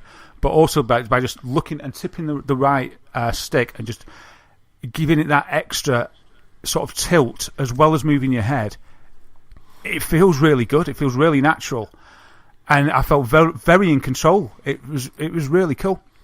So anyway, I played it for a while, and the game, it's sort of a slow burn. It takes a while before anything scary happens, and I was glad about that. Because I just wanted to appreciate where I was. And there's one bit, you walk into this sort of like a foyer of the space station that you land on, and they've got their sort of screen doors up. The shutters are up on the window, and you see the planet. You're looking out into space, and you see the planet, and then you see your ship that you sort of left outside. It's like parked up or whatever while you're in the space station. Sort of slowly fly by. And it's just quite spectacular. So wandering around, all looking good. The engine comes across really well. The detail's good. And then I think played it for probably a couple of hours, and so I was quite used to it. And then I met an alien, or the alien. I think it's just you and one alien. And then everything changed. And it was just so, because at first I was like, I'm not scared at all. What's everybody talking about? I'm loving it. But I'm not feeling the suspense. And really, it really slowly introduces the mechanics to you. It takes a while before you get the tracker, the movement tracker, so you don't get on that. But I got that. And then the alien appeared. And how did the alien appear? I think it just... Oh, and the music's dynamic. So, and I didn't realise that, but all of a sudden the music shifted and it's like going, and I was like, steady on, something's going to happen. And then I hid because the music just got to me. And I think the alien first appeared in a cutscene, and it sort of slithered through a vent, and then it scuttled off. And then I carried on with my business of sort of just opening doors and things and getting further into the game. And then I thought everything was okay, and then I came back into a room that I'd been in before, and all of a sudden the alien just appeared in the distance, and I hid behind this sort of countertop, and I was crouched in the game, and I was sort of looking up, like peeking up, because even though I was crouched, you can move your head, and it still lets you move in the game. It's really good. And I peeked up, and I was like, crikey, and it was just there, and I said it with like with the Millennium Falcon, the scale, seeing that 1-to-1 scale of what it would look like, what it's meant to look like, was amazing. Massive alien, like 8 feet or whatever it is. And I was just like, whoa, that is just so scary, man. And anyway, so I was just there, and I was frozen, and I was quiet, even though I didn't need to be quiet, because I wasn't really there, and the microphone wouldn't have like picked anything up. And the alien just went past me, and I was like that, and then it walked past, and it got to the door where it was going to exit, and I just like couldn't resist, and I poked my head up, and I just wanted to look at it in all its glory, and it went, whah! And it looked at me, and it like saw me, and I just thought I'm in crouch mode, it's not going to see me, and all of a sudden it just went, doof, doof, doof, doof, came straight up to me, just grabbed me, it's like right in my face, man, opened its jaws, God. And that second set of teeth came out, like, and it like picked me up, and I was just like, what? This is insane. And it was like truly flipping scary, but amazing at the same time. That's so cool. And then I just like carried on playing it, sneaking, enjoying it. And then you also, the androids. So there's androids on the space station as well, and they've all gone doolally. They're all insane or malfunctioning. And so they're after you as well. And so now I'm at this stage where there's lots of androids around, and if they see you, they're just like, kind of, have a nice day. And they just, as they choke you, and they grab you, and they're just like, what's the matter with you? And they just choke you up. And that's really harrowing in VR as well. And it's really good because it's sort of, you haven't got, at the stage I'm at, I haven't got anything to defend myself, really. And, well, nothing really, I've got a gun. It doesn't seem to do much. So it's all about the hiding. And It really elevates that sense of stealth and fear. And I think the last thing that I did, Claire was on the phone sorting some stuff out. And I was doing this because there was nothing I could contribute to the phone call. She didn't know what I was doing, but what was happening to me while she was on the phone was I was hidden in a locker while an android that I'd annoyed was walking past. And I was like this in the locker, and the android went out of the door, and I thought, demon. And then I came out of the locker, went into the other room, expecting him to have gone, but he sort of looked at me, and his eyes went all red, went back into the locker. And I was thinking, I hope the AI is rubbish. And he went, and he came, and he I was sure he was going to walk past, but then he just grabbed the locker, opened it, and dragged me out. And Claire was like, totally shocked, because I just like, what the get off me, sort of thing. But then I sort of, now when I've been playing it, if I'm not too shocked, I just pause it and do load game, because I can't be doing with getting caught. It's dead bad. Like, as soon as they're going to catch me, it's kind of like, no, I'll just pause and I'll just reload, because I'm going to have to reload anyway. But I don't want to really see that death scene, because it's just like too harrowing. So, Alien Isolation, it's kind of the way it was meant to be played, I think. And at the time when VR was being all hyped and marketed, they used Alien Isolation, but then they never made it into the full game. Wow. So it's a shame, but yeah, it's really good, and I look forward to spending more time doing it if my heart holds out. But yeah, it's really good. The other game I played, I know you guys have played, is Rabbids on the Switch, which I thoroughly enjoyed. What do you think? Are you enjoying it? I really like it, yeah. I think it's great fun. I was surprised on a few levels. I was surprised that the mashup worked. I think you guys were echoing me. I think everyone does. Everyone's surprised amazing. that works. So pleasantly surprised that it worked so well. Like it works so well. It's like, well, it's obvious. It's kind of obvious it's going to work after just seconds with the game. And the game was so much fun. It wasn't a babyish game. The way that they sort of sugarcoat those the gameplay so well. It looks like anyone could play it. Like you said, like a Fisher Price XCOM, but it so much isn't. And the way that the way that they developed, as I was going through the game, I thought the building blocks of the game were just building so nicely, and I was like, this is great. And it's adding more characters, adding more to my arsenal, different techniques, and I was really getting into it. And every level was great fun. The exploration was fun, but when you hit a level and you could sit there and contemplate it and think about it and have success or failure and then try again, I just really enjoyed it. So I played it quite a lot. I haven't played it to completion. I think I got about halfway through, and I think I gave up at the same area as you, James. I got up to Spooky World. Ah, yes, and yeah.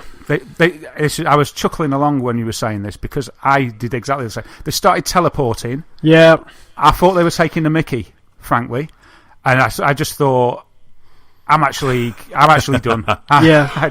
If they're going to do that, I just thought Destiny distracted me from it about the same time, but it didn't give me a reason to go back to. I think I will pick it up at some point, probably when I've got a weekend away and just need to take a Switch with me, and it's good for that. But it did sort of sap the enjoyment. I think, as I mentioned a couple of weeks ago, it just felt that you had been speccing into areas that were then rendered useless.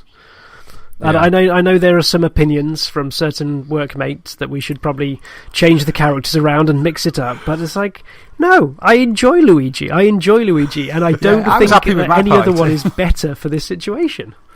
I love the fact that you can also completely respec everybody. So if you weren't happy, you could just take all your points down to 0 in your tech tree, if you like, in your development tree, and you can just reallocate them all at no cost. I really like that it does that in the game. You can do that?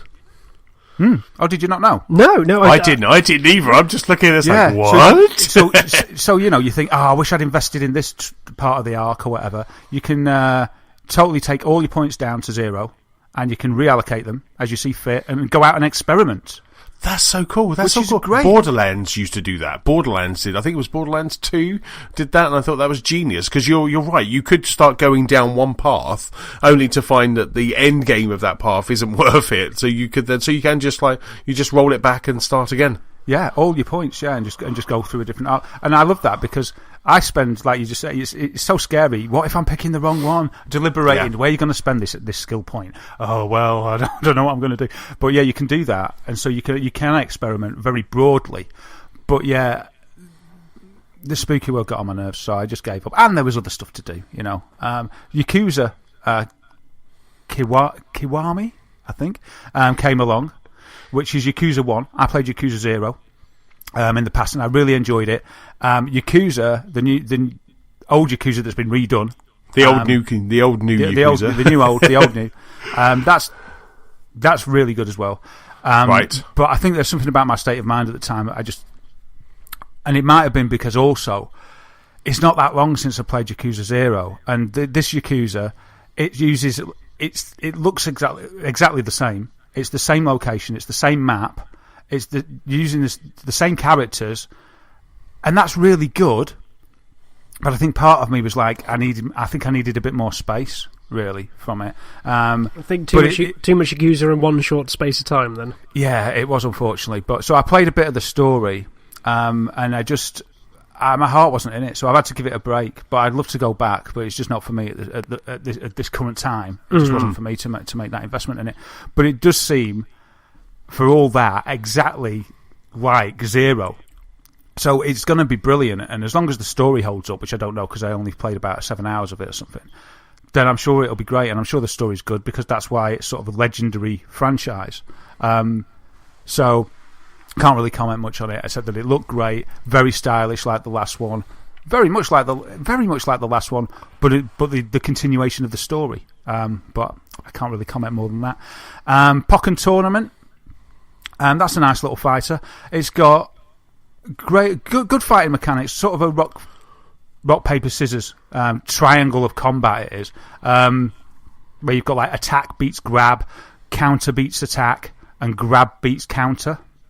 So you've got that going on. That's very Pokemon in that sense, isn't it? Yeah, it totally is, actually. And it's got a great tutorial that shows you how to play it, because it's not like Tekken or your usual fighting game. It's got 2 stages to the fighting. So you pick your character. There's 21 Pokemon to choose from. I love the one Pikachu Libre is my favourite, which is Pikachu dressed like a Mexican wrestler. He looks so cool. I suppose he is canon because he's in this game, but I didn't know he existed till this game. So he's kind of my favourite. In the battles, you've got sort of 2 stages. You've got a stage where you're far away and you use ranged attacks against each other, and then once you've beaten your opponent down enough significantly, then it zooms into close quarters combat. Then it's more like sort of your normal fighter. So if you're getting beaten up too much, you can sort of evade a few attacks and get it back into the ranged combat so that you can sort of get the advantage another way or just get a bit of distance from the close range. It also uses a popular fighter quirk these days. You know, where you have these immense ultra finishes. So you're charging up a burst gauge during the fight, and then once it's ready, you can unleash Pokemon Hell. And all of those are truly marvellous to behold. Like Pikachu Libre, for instance, grabs his opponent, jumps up into the clouds, which metamorphosize into a Mexican wrestling ring, where your enemy Pokemon's on the middle of the mat in the middle of the ring. Pikachu climbs up onto the ropes, shouts Pikachu, and does a double backflip suplex or whatever you want to call it, and mashes onto the enemy Pokemon. And they've all got individual ones like for them. It's really good. There's loads of content in there. There's daily missions. There's an online mode. There's local co-op, and there's daily challenges. And there's also like a ranked sort of tournament that you can go through in the game as well. What sort of daily challenges do they have in there? Is it sort of like you've got to defeat someone in a small amount of time, or or use several counters or something like that, or block 5 times, that kind of thing. They just come up with different ones like that, and it's really good. You can also you get points in game currency. I don't think you can buy it with real money. I think it's all in game, as it should be. And with that, you can soup up your characters, not only your Pokemon, but you can also buy, like Call of Duty, you buy those like badges and things like emblems and stuff, and it'll say like a title, like newbie, or I don't know, I love power-ups or something like that. So you can get all different tags and aesthetics for you're a trainer, but you also have somebody that trains you as well, and you can get stuff for them as well. So there's lots of stuff like that you can do, dressing up dollies and stuff. It's pretty cool. The graphics are a bit disappointing for me, really. I can't discern that they're any better than the Wii U version. That's no bad thing, but the thing that I noticed that annoyed me was that they do sort of block up sometimes. They get blocky. They kind of de-res in certain moments. Almost as if when you're watching a stream and you lose your connection a bit and it sort of blocks out a bit. Yeah. Yes. That effect happens during the game. It's not like a frame rate drop. It's as if they de-resed it, lowered the resolution to an extreme to keep the frame rate, maybe.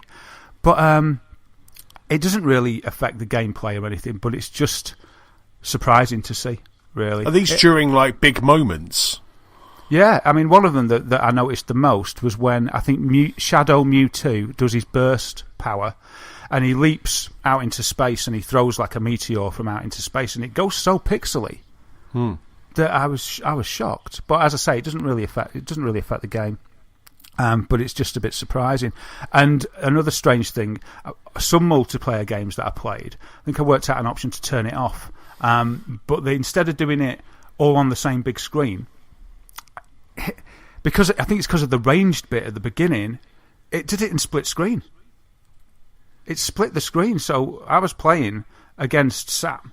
Well, you were so far apart that it just sliced. But even when we were close, it was still split screen. Huh. And I found it really jarring.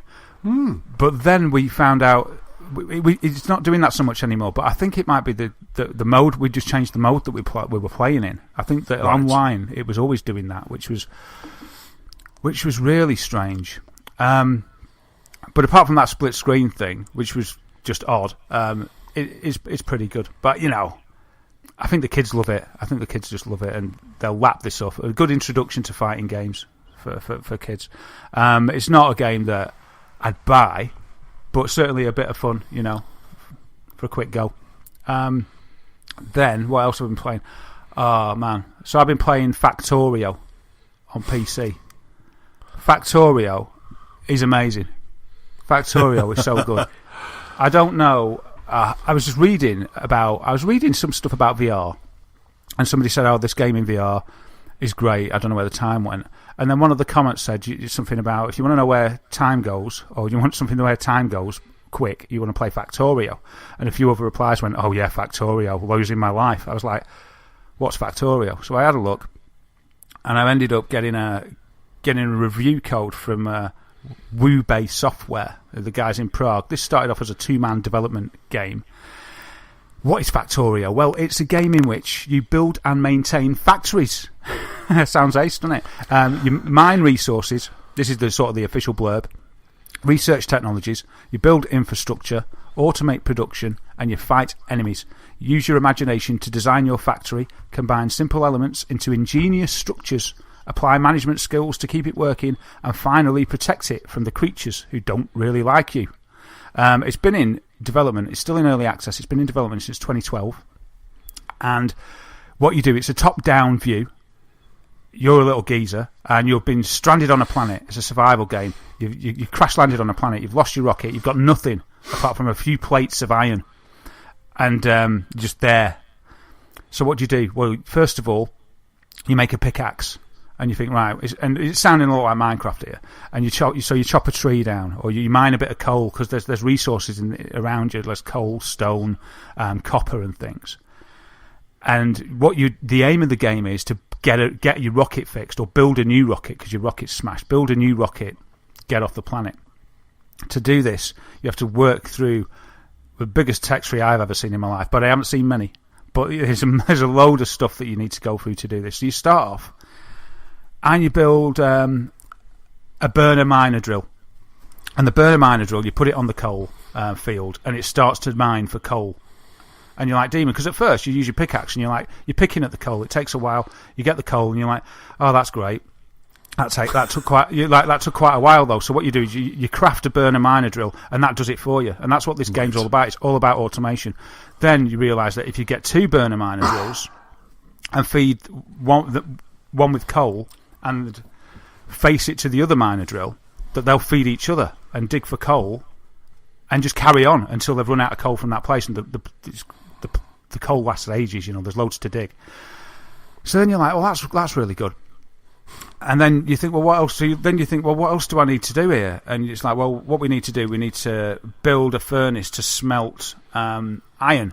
So then you can see that there's more resources nearby. There's some iron there. You're like, oh, well, I've got to dig some iron as well, because I want to make, I don't know, a car or a better weapon or a bigger part of the factory. So you go over to the iron and you're like chopping with your pickaxe. It's like, it's taking ages. So then you build a mining drill for there. And then you're like, well, that's great. But all of a sudden, you've got your iron and you've got, say, your coal, but you keep running back and forth. You're like, this is no good at all.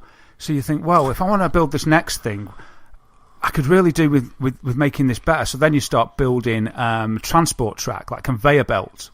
And like you put the conveyor belts on each of your mines. Then you build some robot arms. They're called inserters. You're like, I'll get these inserters. And so you build these inserters. They take you a while because you do it with your bare hands. And then you put them next to your 2 burner miner drills. And then they'll pick up the coal, say, and they'll put it on the transport belt. So then you build your transport belt, and that's carrying the coal and the iron to wherever, to the next thing. And then you build an assembly machine. And an assembly machine can make things for you. Like the first assembly machine can make things out of 2 things. So 2 raw items, it can make something. So you feed that with 2 components. So what you do then, you put your assembly machine down and you fill that with coal to make it work. And then what you've got to do is work out how to get your conveyor belts to carry the resources to the assembly machine to make what you want. And then when it's made what you want, you're like, right, that's Demon. But then the next thing that you end up wanting to make needs the thing that you've just made from that assembly machine, along with another thing that will be made with something from that. It sounds like you're making like a Rube Goldberg machine at this point. It's like just honestly, man, it's just so cool. And then what happens is you're like, well, this coal it's a bit of a pain. There must be a better way to do it, and you can make electricity. So you craft an offshore pump, and then you make a boiler. So the pump, and you pipe it to the boiler, and then the boiler goes into a steam engine, and the boiler heats the water to make steam, and the steam engine then creates electricity. Then you can start running things off electricity by putting electric pylons around.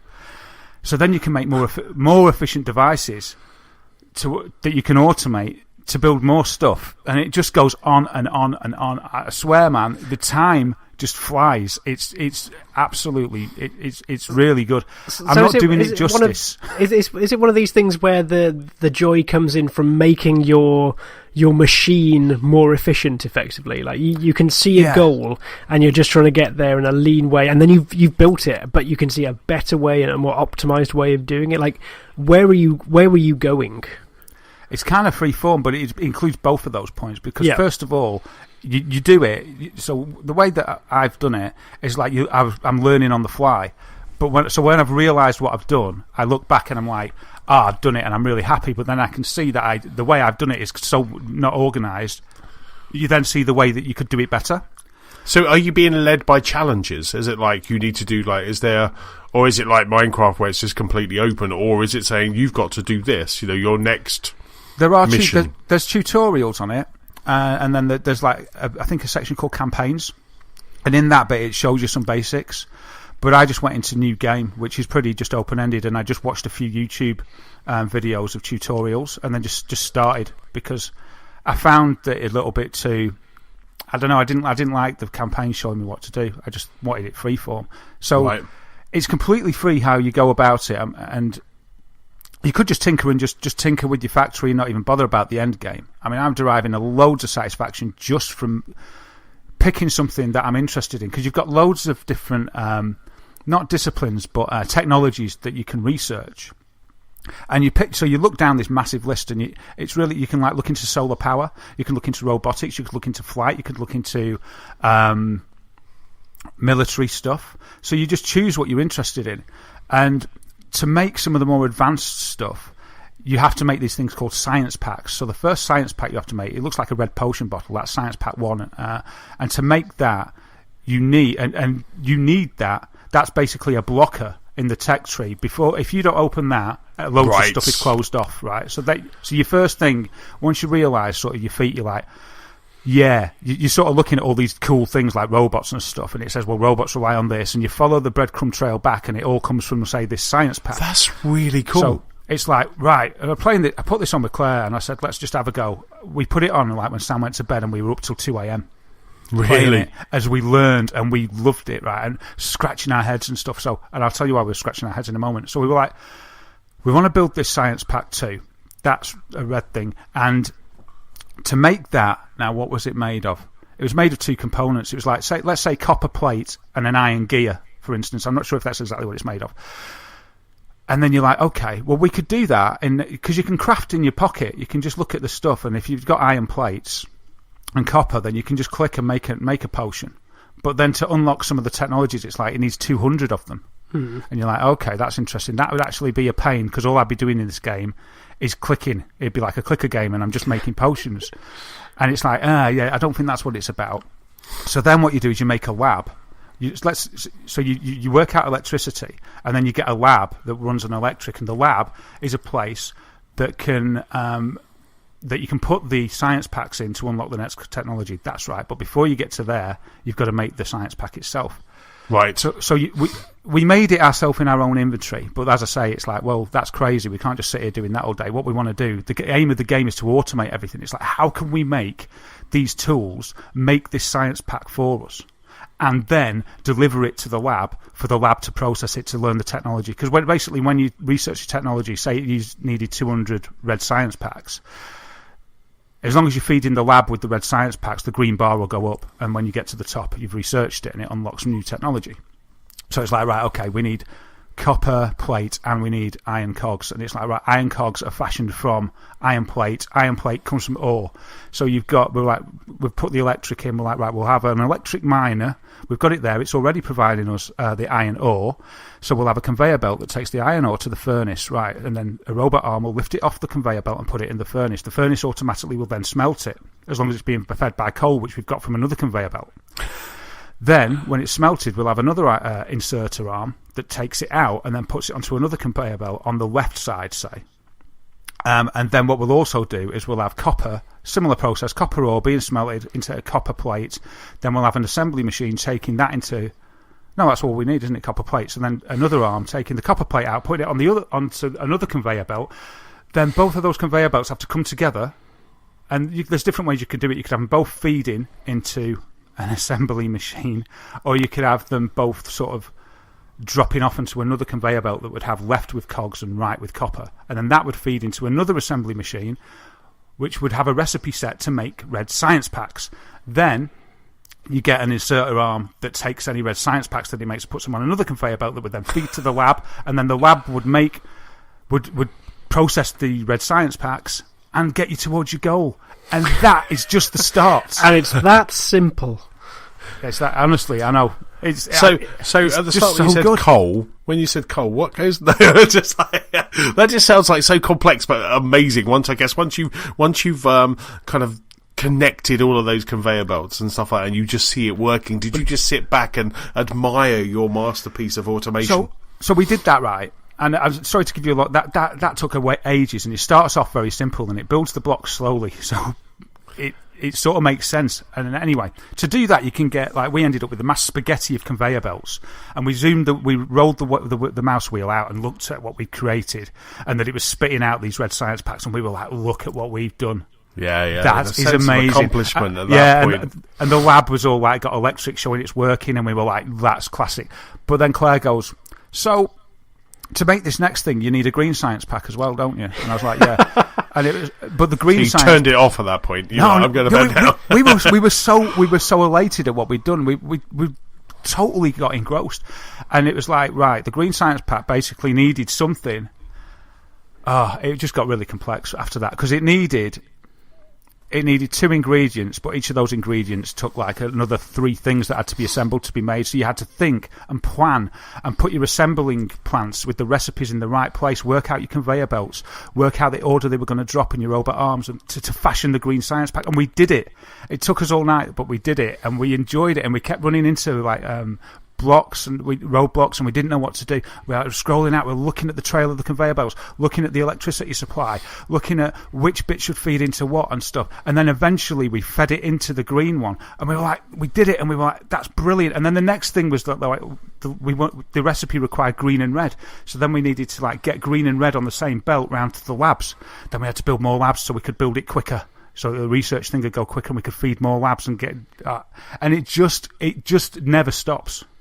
If there's one thing about it, just like me talking about it, it never stops. And we'll automate that for next week, don't worry. There's a demo of it. There's a demo of it, guys, and honestly, it's about £15 on Steam.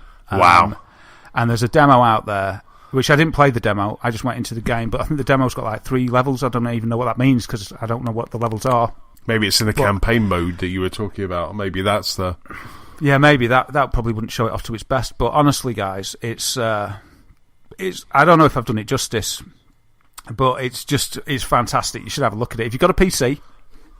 And I don't think it could ever be done on a console, because I just googled Factorio Nintendo Switch to see, and there's lots of people on Reddit saying that it should come to Switch, and there was like lots of things kind of just by my cursory glance at it.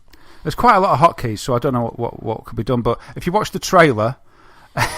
It's just class. The trailer's brilliant, and it just as the world zooms out and it shows what these people have made. Like mine now, I was showing my mate, and he's like, "That I'll never understand that." And I was like, "I wouldn't understand it either." But because I built that from scratch, I understand every piece of track, every single circuit, every single inserter arm. And when something goes wrong, I was following it back, and there's a joy in it. I think if you've got a certain mindset. Of like, I love automation and like stuff. It's like, I think if you work in tech or IT, or anything, there's a joy to be had from perfect autonomy. Mine needs to be more organised in my world, but you can make something very, very elegant and wonderful. I watched a trailer. This guy, I don't know how he did it, but he with logic circuits, he built a crew of robots to just build the factory himself existentially by doing sort of one cell at a time. Wow. And it was unbelievable, way beyond what I would ever get to. But I tell you something, it's great. Sit there on your own, sit there with your mate, sit there with your other half, and plan, build, and maintain your factory. Also, when you build it, the more you build it, the planet gets polluted. So the creatures that live on the planet get annoyed and they start attacking you. There's creatures as well? There's creatures that attack you. You've got to think about sorting out your military. No Man's Sky. Yeah. Can you turn those off? Because it's one of those things that when I was playing Minecraft that...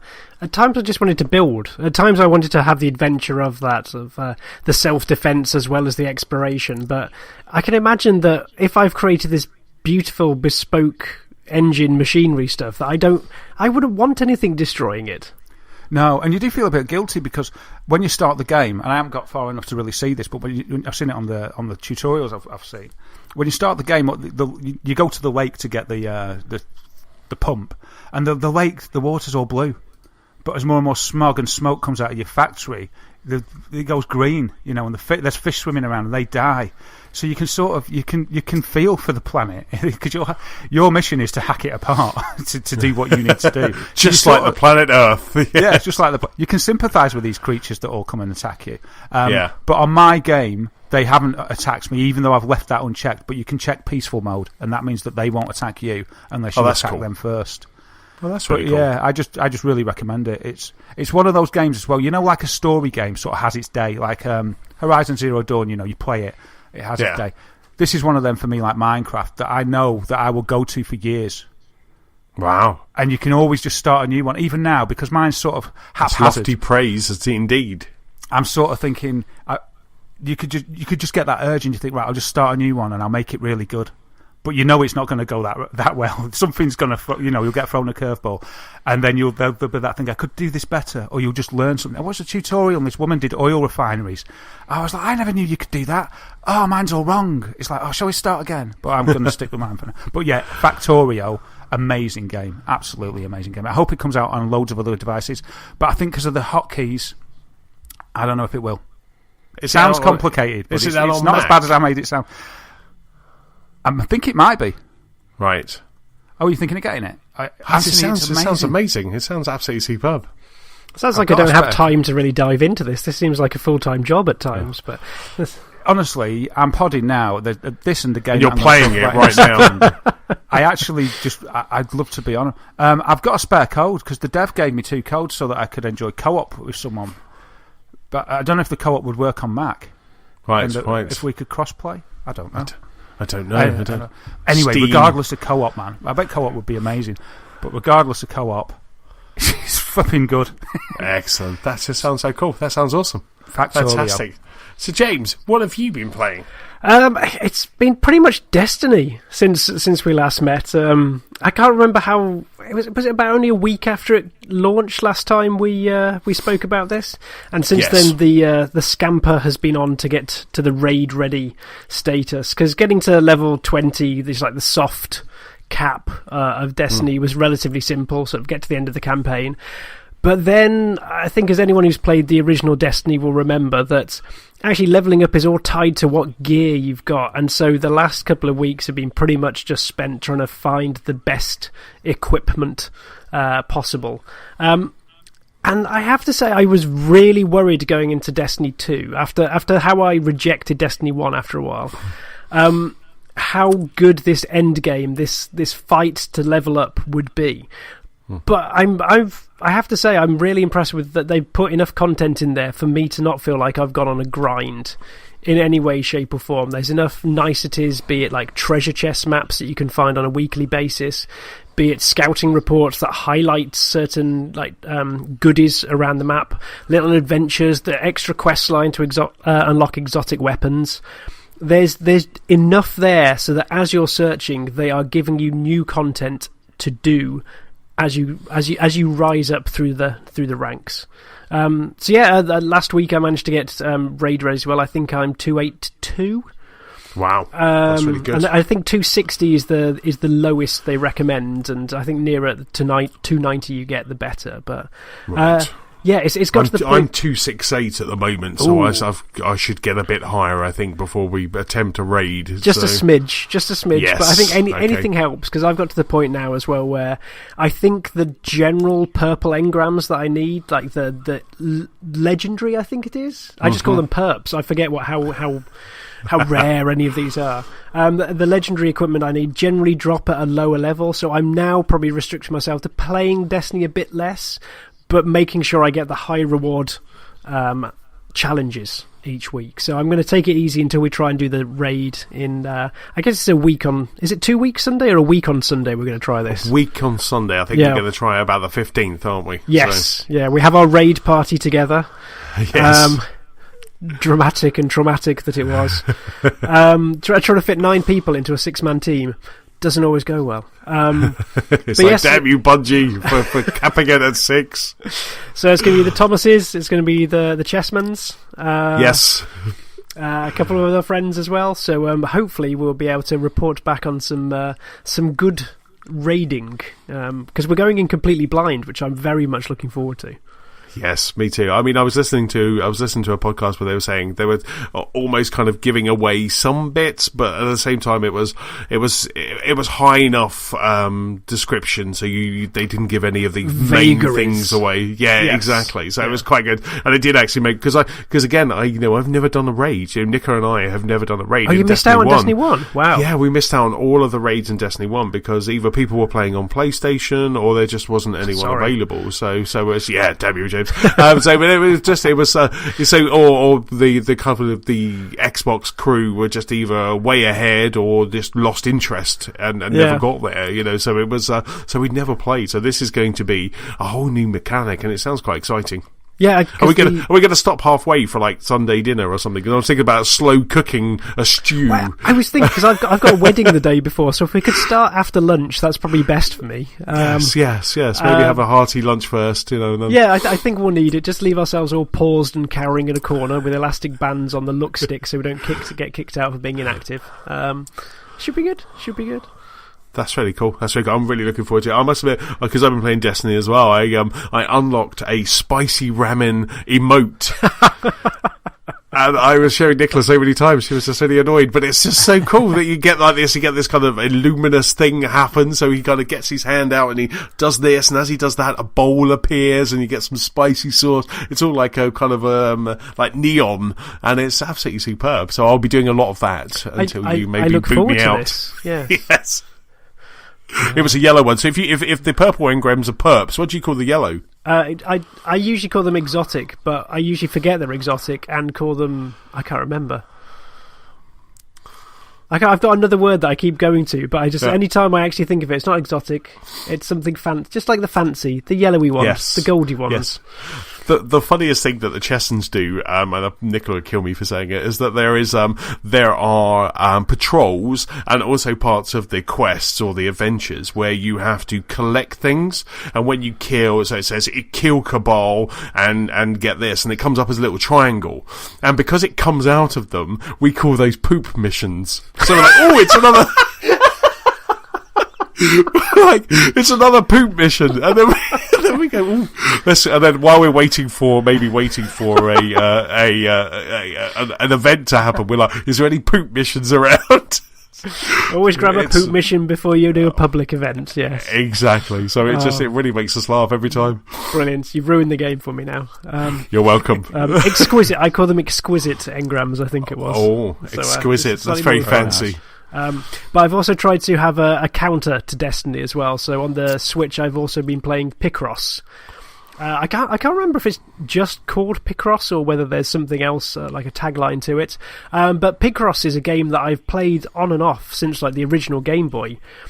For anyone who doesn't know what Picross is, it's you get given a grid, and down the top and the side of the grid you get numbers indicating like how many in that row or column are. This would be like blocks of colour. And so it's almost like a Sudoku puzzle. So you have to go down using logic, like figuring out, well, if there's 2 in this row and there's 1 in this column, which square should I fill in, which one should I leave blank? And it's just one of those puzzly games that I can just lose myself in. Could quite happily spend just hours just going through it, because it's such a pleasing... I'm not going to say routine, but your brain just starts firing off all these rules, and has to do little logic leaps or just try and make some assumptions to try and fit all these little puzzles together. And when you complete them, it allegedly forms some sort of pixel art that you then have to try and figure out what it is. So you have about 3 seconds before they actually show you what they've drawn. So you have to guess that mangle of dots is a scarf, or I think one of my friends at work who I got on playing it as well said they found meat and bones. as a rather weird later one. But the best thing about it is Ali and I found out it's co-op. Oh, right. They don't actually really advertise this, but when you go into the controller select, you can actually put on 2 Joy-Cons rather than just use the Switch as a whole. So there's been a few times over the weekend where Ali and I have basically, I wouldn't say sat in silence, but for a good 20 minutes, half an hour, we've just chewed through puzzle after puzzle, each of us mining away on our own little section of the grid, just operating by these rules of numbers and inference, and all of a sudden, poof, a picture appears, and it's not like we're fighting over squares. We're just happily beavering away on our own little sections, and then it just comes to fruition. It's really pleasant. I think the way I put it at the weekend, it sort of stops that backseat puzzling as well, because I don't know if you guys get it as well. Like other halves, or even friends, when you're at work, if you're playing something, lightly look over your shoulder, and if it's a puzzle game, there will be times where the people watching get it before you. So the fact that Ali can just go off and like fill in her own little squares without trying to like guide me over to it, it's just a really pleasant experience. That's really cool. What happens if you get it wrong? Is it? I don't know. We're too good. We have not got. Oh my goodness. No, we've turned off. There's lots of assists that you can tell you when you've gone wrong, right? And I think we've turned all of those off, not because we're so like arrogant, amazing Picrossers, but we just like getting to that end point and figuring out we've gone wrong ourselves. Yes. And then having to either try to wind it back or wipe it, rather than trying to be handheld and see that error straight away. We prefer to like go a few steps down and then figure out we've got it wrong. But so if you get it wrong, you just sort of have a screen full of dots that shouldn't be there. So it's just a quick restart and away we go again. Right. Oh, right. So it's not like the end game, like Minesweeper or something. That when you kind of use. No. It's very gentle in that respect. It doesn't just blow up in your face, and then because I was imagining that if I played that with Nicola and I got the wrong one, I was imagining kind of overcooked levels of anger coming from her. Do we want Nicola on this raid? I'm quite worried about that. You really do, because she can punch me when you want someone punching. It's like Nicola, can you just punch him, and then I'll have that physical pain. She can't reach you. She can't reach you, James. No, that's all right. That's all right. So yes, but that's just really cool. That sounds really interesting, because I think you posted a screenshot over the weekend, didn't you? And I was like, and I showed Nicola, and she was like, "Ooh, game for the plane" type thing. Definitely, or just for losing yourself in. But yeah, it's a great compliment to Destiny. Nice. So have you been playing anything else on the Switch as well? I have indeed. I am in and loving and adoring Golf Story. So I started playing Golf Story last week. I think it came out last Thursday. I was in London on Friday, and I was travelling at the weekend, and I got Golf Story. And Golf Story is, it's just amazing. It's fantastic. So Golf Story is a kind of 18-bit, 16-bit looking kind of RPG. I've added extra 2-bit bits. bonus. Yeah, exactly. That's the power of the Switch. So it's an RPG golfing game for the Switch, and it does look like it's kind of off the NES, but it kind of almost crosses Mario Golf, old Mario Golf, with an RPG, and it is absolutely just adorably awesome. So you have, so you're this guy and you're this guy, and you start out and you're very young, but you love golf and you've got a career in front of you. But he seems to get freaked out by geese at the start, and there's geese, and they keep watching him, and it keeps telling you about this moment with the geese and why he gave up golf, and it's just absolutely super. At one point where you've got to try and do a chip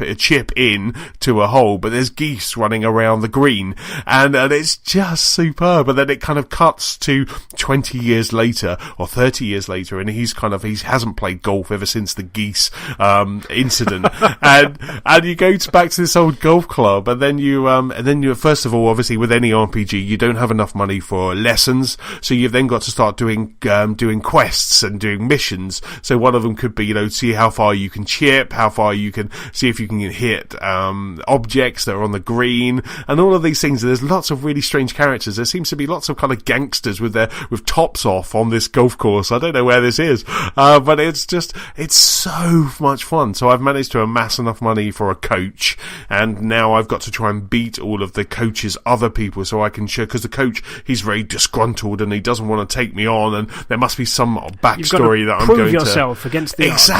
Exactly. So I'm trying to beat all of the other people that he's training. There's this one guy who thinks he knows everything, and I'm beating him, and it's just so much fun. I just sat on the train going up to Manchester on Sunday, and it just burnt through that 2.5 hour train journey, because by the time I was just sitting there listening to a podcast, drinking coffee, playing this, and the train journey just melted away. It was so much fun. So how much time do you spend RPGing, shall we say, compared to golfing? At the moment, because I'm just going around and I'm just enjoying talking to everyone, I'm spending a lot of time RPGing. But at the same time, you go there and there'll be different. So there was one where you had to do a couple of rounds. So you play a couple of rounds. The mechanics are really easy. You do your club selection. Then you have a very nice little kind of dotted line. There's wind. Wind plays a very big factor, actually more so than Everybody's Golf, which I'm also playing on the PS4. But this is, so there's a line, and then you can then choose your power, and it does the standard golf thing where it goes all the way up and then goes back down for angles. So when you are actually golfing, it's so much fun. There could be one where you just have to hit an island in the middle of a lake, and so you have to be quite precise. And again, the wind. So there's a lot of golfing in there, but there's also a lot of this adorable RPG. Cool. It's just for Switch at the moment, isn't it? It is indeed. It was about $13.99 in the UK. I think it's $15.99 in the US. And yeah, no, I highly recommend it. There is Stardew Valley. I'm going to talk about it a bit later in the news, but Stardew Valley is coming out this week, and I think between that and Stardew Valley, I'm just going to be in this glorious state of those two games on my Switch at the moment. Just lots of top-down pixelated loveliness. Exactly, lots of 18-bit loveliness. So I've been playing Golf Story and just absolutely loving it. Kind of on the other end of the graphical spectrum, I've been playing Forza 7. So That's about as far away as you can get, isn't it? 1 million bit Forza 7. So I've been playing. So I pre-ordered the Ultimate Edition. I forgot I pre-ordered the Ultimate Edition, but I pre-ordered the Ultimate Edition when Forza 7 was announced, because I do love Forza. So I pre-ordered that, and I got it 4 days earlier. I think it came out today as we pod on the Tuesday. It might have come out today or yesterday. So I got to play it before I went away, which was really good. I got to have a couple of sessions playing Forza. At the moment, it's just HDR loveliness. So on the Xbox One S, I'm getting Forza in HDR, and already it's looking glorious. My mind keeps going to the X and what it's going to look like. And I wasn't going to play Forza 7 because of the X, but I just thought, you know what? Your will was weak. Exactly. I bought the Ultimate Edition because I bought the Ultimate Edition, I think, before the X was even announced. So before we got, not announced, but before we got the date. So I had already pre-ordered that. And so I thought, you know, I've got it. I've got these 4 days. Phil Spencer has given me these 4 days, so I need to take advantage of at least 2 of them. So I played it, and I've been absolutely loving Forza. It's back to, obviously, I was worried because Forza Horizon 3 was a highlight. It was my game of the year last year, you know, and it was the highlight for me, and I just thought the Forza can't get any better than this. But the Forza 7 it's back to kind of not stale, but kind of back to kind of track racing, but I'm still absolutely loving it. There's some great aesthetics that it's got. You can choose a wardrobe for your driver, which I absolutely love. It's got mods which we had in Forza 6, so you can add mods that had things like you start at the back of the grid and then you have to work your way through. There's extra cash or extra XP, and in typical kind of Microsoft fashion, because I think they do this in Halo, they do it in Gears, and then they also do it in Forza, where you have these unlockable chests where you earn these chests throughout the game, and then you unlock them, and there's a bunch of cards that you then just apply to your game. So I think they came under a bit of spotlight this week, because when the people started playing the Ultimate Edition, you realise that you can buy these with cash as well, and so you can kind of get through the end game quite quickly. But I think if you're just doing it in the game, it gives gives you a lot of credits, so it gives you enough to buy more of these and add more mods and stuff. But it's absolutely fantastic. All of my favourite courses are back. So Maple Valley is back, and that just looks like such a lovely autumnal course, and it's just absolutely fantastic. So does it look as shiny? I mean, they've been saying it's like the shiniest thing that they've ever seen on modern consoles. How do you rate it? Like, what's the shiniest thing you've seen in there? The shiniest thing was one of the racetracks, Sebring, or it could have been another racetrack, but one of the racetracks, it was at dusk, in the rain, and I was driving it may have been a Mazda, but I was driving a car, so you were driving a car in the rain, at dusk, and I just looked, and it was all HDR, and I just looked and I was like, it doesn't get any better than this. And obviously in my head it was like, it does in a month's time. But it was just like... going to say to cancel your pre-order. I don't need an Xbox One X, and it was just that kind of... And I was switching through the view modes, from either from in car or outside of car, because it was so stunning when I was playing it that it was almost distracting. It was so gorgeous it was distracting. Excellent. But it is so great, and it's just like I say, it's great to be back in Forza. There is some multiplayer, there is clubs or kind of leagues that's all coming soon, because obviously this was I'm playing the Ultimate Edition, so I was playing the early access. There's a few things that may be open now. I was going to have a quick go before we podded, but I ran out of time. But it's absolutely superb. So I'm just absolutely loving Forza 7. Can't wait to kind of... My kind of ritual for Forza games is Saturday or Sunday morning. I'll go downstairs before Nicola's awake, or she might be watching gardening programs on a Sunday, and then I would just go downstairs, stick my headphones on, listen to a podcast, and then just play Forza whilst I'm listening to a podcast. And I just really enjoy that. There's something. It's kind of the start of silly season when that kicks in, when your kind of Forza time kicks in. So it's really cool. I'm absolutely loving it. Can't wait to play it more. Obviously, I think I'm going to be a little bit conservative this side of the 7th of November, because I'm trying to kind of get a good image of it in my mind's eye. So then when it does come to the X, and you put that'll be the first game I play, that you kind of really do get that full impact of the X. Yeah, that's what I was going to say. I'm really glad that you're playing it early, so that you get that burned onto your retinas, and then you can see this. What we hope is a really tangible difference. So I'm really looking forward to hearing that you say, "Wow, yes. I thought it couldn't get any better, but oh my goodness, I put it on the X, and I'm home," sort of thing. So I think it's the right thing to do. There's a good argument for waiting, but you wouldn't be able to make that comparison if you waited. Yeah, absolutely. I want to kind of chat to you guys and kind of get a group together. But I would love to play. Forza Horizon is getting a 4K patch, on around the 7. So I'd love for us all just to kind of jump back into Forza Horizon, when it comes out, and just wow a lot of that as well. Yeah, I think Forza Horizon's actually ruined me for the normal Forza as well. Just that, especially when it comes to the Hot Wheels pack and just the slightly more laid back approach to racing, which I appreciate more, as I'm not that much of a petrol head. Yeah, I'm the same. I'm more of the fun time Forza Horizon series than I am of the serious Forza. I just see a load of sliders for a load of things on cars that I'm not sure about, and I'm like, even though I know you can just leave them alone. But yeah, Forza Horizon 3 brought me back to Forza. Yes.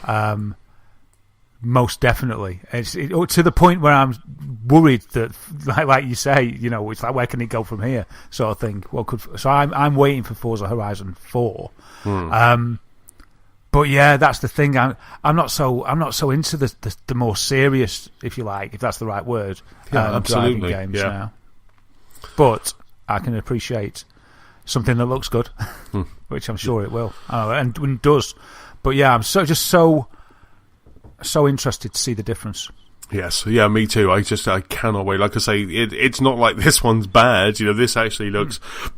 I mean, you guys know how incredible Forza Horizon looks in HDR, and seeing Forza 7 in HDR is glorious. But then I just cannot wait to just actually get that jump. The one thing I'm actually hoping may improve with the Xbox One X is the loading times. because I am during, like, I've gone through the first set. When you log in, you go into career mode. And the tutorial is fantastic because you have to go through 3 different races. The first one is like a NASCAR. Then you have to do truck racing, and at Brands Hatch. So it's truck racing at Brands Hatch, and it is just, you really feel elevated in it as well because you're racing. And then the last one is the Porsche, which is the cover car for Forza 7, and then you go into your proper career mode, and then there's lots of, as with any Forza, there's lots of different leagues, and then you have to progress through one league to get to another league, and so I've done kind of one of the first streams of the league, and it's so great, but the loading times between races do kind of leave you kind of, it's long enough that it actually leaves you kind of clicking the joypad because you're kind of waiting for the next one, so it's not, it's a length of time, but it's just a little bit too long that you are just like, I need it quicker. So I'm hoping that maybe with the X it actually improves loading times. I'm not sure if it will, but maybe it will kind of improve those and reduce those slightly. Might depend on your external drive speed as well. If you're going to install it onto an external drive, that's probably a factor. But I mean, if it's the same external drive on both and it's USB 3, which I think is the fastest we're at the moment, then I suppose it depends on bus speeds inside the unit. So that'll be and again, because you'll have experienced this, you'll have a good gauge of that when you play it on the new box. Exactly. I have noticed actually when Nicola and I are playing co-op Destiny, because we're on 2 separate TVs, 2 screens, 2 Xboxes. I have noticed that hers loads up quicker than mine, and she's on the Xbox One S. Both on external drives. Both, but her Xbox One S just seems to load quicker. She jumps into things a lot quicker than I do. I think they're constantly, with every SKU update, they're refining and improving the innards, aren't they? I mean, and it'll do the same thing, but as technology improves, they transfer what they can without changing the experience so much. They'll add those improvements in there, and the models do get better spec'd to a degree as new, even if it's got the same name like an Xbox One S, over time the last Xbox One S will have improved innards than the first one, just because they will add that in. So there'll probably be marginal differences as time goes on. Plus, I don't know, they may slow down a bit with age as well.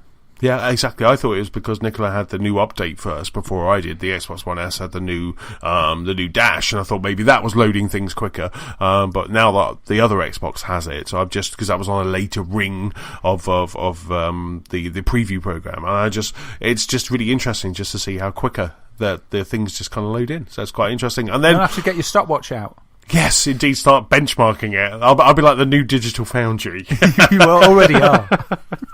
So, and then the last thing I've been playing, I haven't played too much of it, but it's another one that I pre-ordered and pinned, was Cuphead. Yes. Are you throwing controllers yet, or have you managed to master it?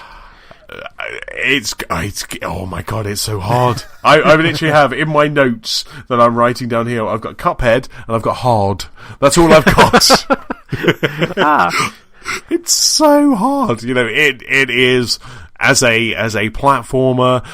It's looks incredible. I love the greeny. I love the film aesthetic. The great old kind of cartoony look. The sound is incredible, but the platforming is hard. You have the fire. So you fire with your Cuphead. You fire with your finger, and then you can actually hold that down, and he will constantly fire, which I did do in one level just to get me through.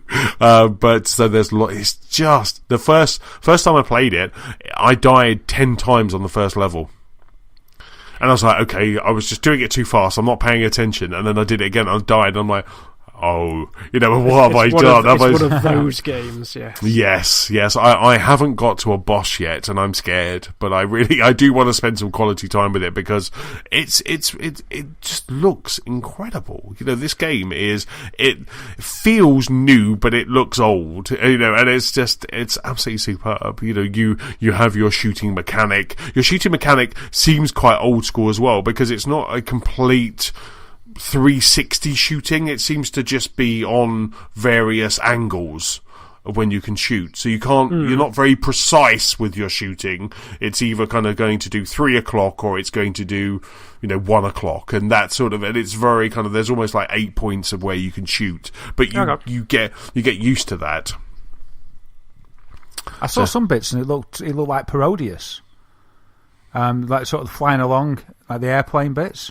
And I thought it changed. So but the bits you played, you're on foot, are you? Yes. At the moment I'm on foot, but I've seen on clouds. I've seen Cuphead and Jughead and Jug Boy or whatever the other one's called. I've seen them on clouds and planes. Yeah, flying helicopters. So I think it really does mix it up. Is there an easy mode? Oh, there is an easy mode, actually. I remember there is an easy mode, but you don't get to fight. You don't get the true ending or something. You don't get the proper ending. The canonical ending of Cuphead. Yeah, you don't get to fight the last boss or something like that. Yeah, right. You don't get that ending that you've been waiting for all your life. So maybe have a tweak, practice on that mode, and then you have to get good. Oh, absolutely! It's definitely not a game I'm going to kind of put down because it's hard. I thought you would say it's definitely not a game I'm going to play again because it's annoyed me so much. You get 3 lives. You get 3 lives in every round, so you get 3 lives, and then if you die, you then just go straight back to the start. So it's not like a Meat Boy where you continue going, but the levels are quite short. So they seem to be very. I guess if they know they're hard, that's the balance for it all at that point. Yeah, so it's not too much of a slog. Like I said, because you know when you die, you get this level, and you can see Cuphead kind of walking along a line. So it's how far you've got to the end. And I know once I got to like almost 90% and went back to the start, but I was okay because I then did when I went through the level, it was just perfect. So it's almost like you are just perfecting those levels. And that's what I'm saying. Telling myself after dying 10 times in one level. Everyone's doing it. Everyone's doing it, I'm sure. Just practice. Yes. But it's really good. So it's such a fan. I mean, all those games that we've mentioned, there's this absolutely superb time, isn't it, right now? It's drowning in great games. Indeed. So let's kick off. But before we start the news section, don't forget you can rate, review, and subscribe to this very podcast for free on iTunes and YouTube. So let's jump into the news section. And in this week's news section, we have all those free games for October. Andrew House is departing Sony, and there's more minis on the way too. But the first piece of news, Daz, is with you. It is, and what I've got for you is just be careful on the internet, because it might catch up with you sometime, like it did with this poor guy, who is one of the Halo community's most famous map creators. His name is Multi-Lock-On, and he got himself a job at 343 Industries on the back of his amazing ingenuity and creativity of making these maps. So 343 Industries got in touch with him and offered him a job, and he was absolutely made up, this guy. Wow. So he accepted the job, and that's a nice little story on its own, isn't it? Creator gets a job with the game that he loves. Unfortunately, though, he, in the past, on the 343 forums, had posted some things that were less than nice, but not just about fellow players, but actually about 343 themselves. Ouch. And then 343 heard about it, and they rescinded their offer of employment to him. Now, that really, you think, oh, that's bad news, but that bit didn't happen until he'd sold his house and part moved his furniture across to the other side of America. What? They were doing the final HR checks. They were right at the end of it. So this guy was ecstatic when he was offered the role. I think that was on like September the 19th that he was offered the job. Yeah, maybe that's right. Anyway, so just days after quitting his job, he shipped his belongings and put a down payment on an apartment. They found out and rescinded the salaried offer. What did he put about Bungie or 343 on there? Well, I didn't go and read what had been put, what he'd put in the past, but somebody, we're a family-friendly podcast, so we can't mention it. An anonymous guy that must have got the hump with him, I think, collected everything that he'd said and let 343 know. I did a Reddit thread or something, and then said, 343, have you seen this, by the way? because he sort of went online and said, "Oh, this is amazing! I've been given this offer; it's so brilliant." And then some fun sponge ruined all of his joy. Some fun sponge. Yeah, that's a funny term. Multi-lock on the guy that lost the job. He did a long sort of apology. I'll read you a little passage of it, which I think explains a little bit of what happened. Well, we'll put the link into the site and people can read the long apology if they want to. So he said, as of yesterday, 343 revoked their offer to me as a level designer. It seems that they weren't pleased with the way I've criticised them in the past between my posts on Forge Hub and beyond. So whoever made the anonymous account on Halo, also it was Reddit, and posted screenshots of old posts, well, congrats, you won. In fact, you won to the extent so that I already quit my prior job, sold my place in California, placed a $2,500 payment on an apartment in Bellevue, Washington, among other expenses, and began transporting my belongings up there, only to find out from the agency I was working under that my offer was withdrawn, which puts me in a tricky position where I am both unemployed, no Treyarch or 343, and scrambling to find some place to live, as I had briefly moved my belongings to my parents during this weird transition phase. So life has definitely thrown me a curveball. Oof. So yeah, the only quote I've got of what he wrote, one of the things he wrote was, "No one at 343 deserves their job." That was one of the things that was dug up from his past. Right. But the thing that sounds even more bizarre is like that you just said he worked at Treyarch as well. Like, yeah, he goes on to say that sort of he was making more money at Treyarch as well.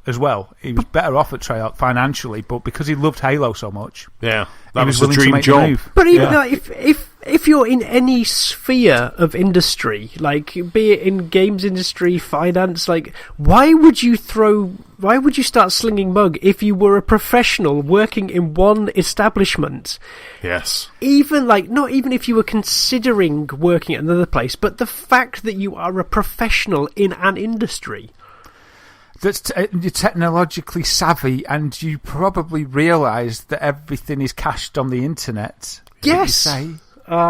It's one of the things that, you know, as someone who hires people, kind of a part of my job is to kind of hire people.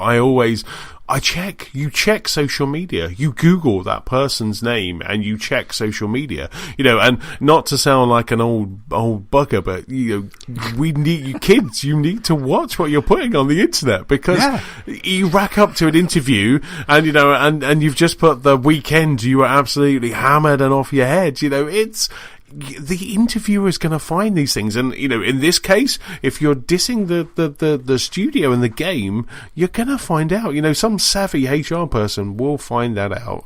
You know, and that's absolutely crazy. Your social media is almost a pre-CV.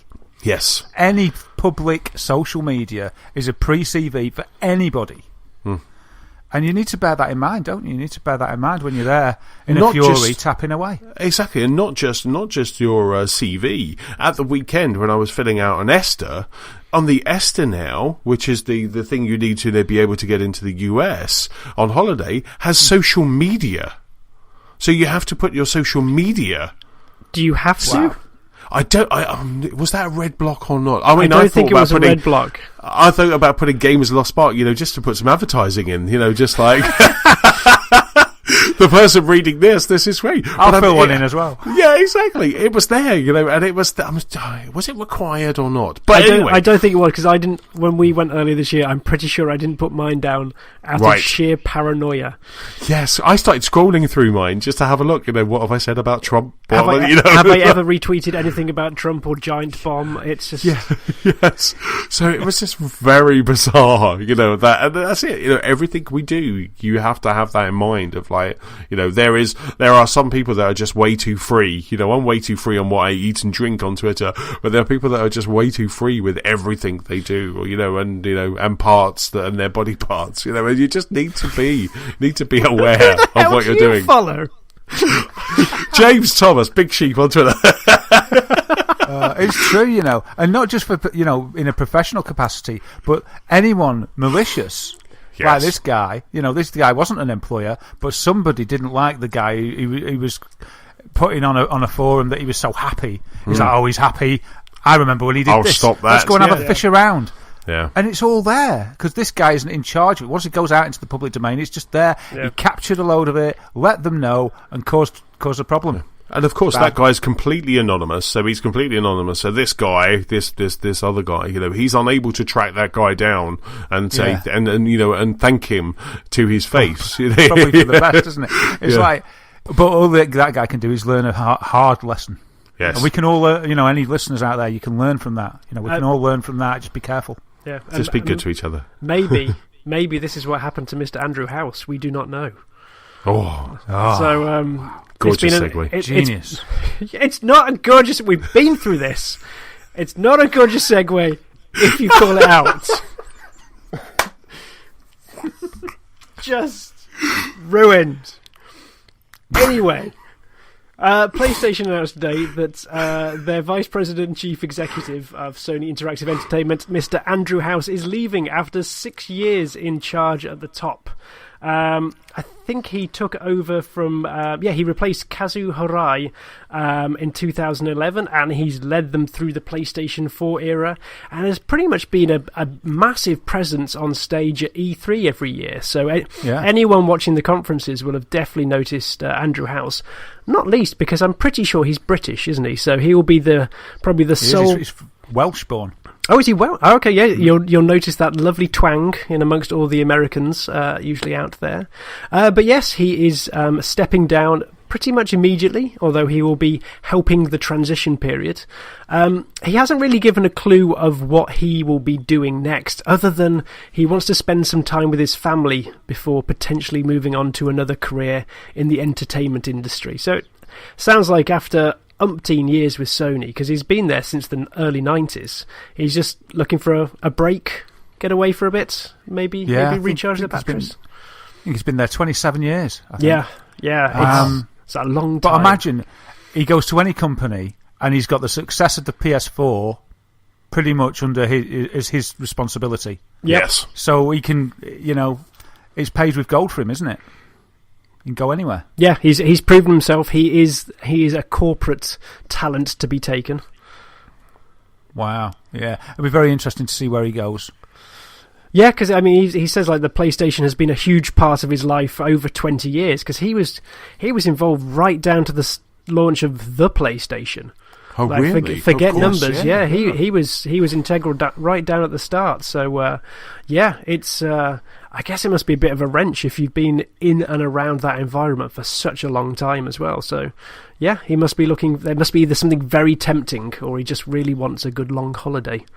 Yeah, and it must be a bittersweet thing to leave, as you say, because it's like, lifetime there. Lifetime at Sony. And to have been there from the start of our beloved PlayStation to its most successful. But I suppose, maybe he thinks, leave on a high. Yeah, do it. He's seen the specs for the fifth one, and he's not impressed. So he's like, I'm off. he saw the price. He thought, this is another PlayStation 3. I'm not having anything to do with this.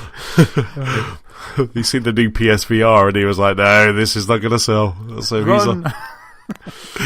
But that's really interesting. Yeah. So has there been a personal statement or anything from him, or? The personal statement sort of was mixed in with the PlayStation announcement, because I think it was a bit of a group statement. Because also they have announced his successor, which is John Kadira. Presently the deputy president, so I guess that's a suitable promotion. He's done the time as the number 2, and I think he's been around since the early 90s as well. I think, if this is right, he was involved with the Walkman. So we've got a couple of proper Sony stalwarts here with some flagship hardware under their belts. Nice. Because who's the other guy who comes out at E3? Is he just head of PlayStation? Is that Jack Trenton? No, the guy who replaced Jack when Jack went off to sell Cortinas. Sean Layden, that's it, yes. Because I'd expect kind of maybe him to be kind of... Yeah, Darren's doing a very good impression of Sean Layden right now. I expect him to be kind of like up for it. But that's really interesting that we've got another kind of big Sony bigwig kind of taking over. Yeah, I think it'd be a safe pair of hands. He's worked in that position as number 2 for a year or so, hasn't he? So he'll have learned from... what seems to be a master, so let's see. It'll be interesting to see what happens. Yeah, so good luck to Mr. House. Yes. And maybe they'll be giving away some free games every month. I just couldn't do the segue. I was trying. See, James, if you do it badly, you don't get the applause. Yeah, no, exactly right.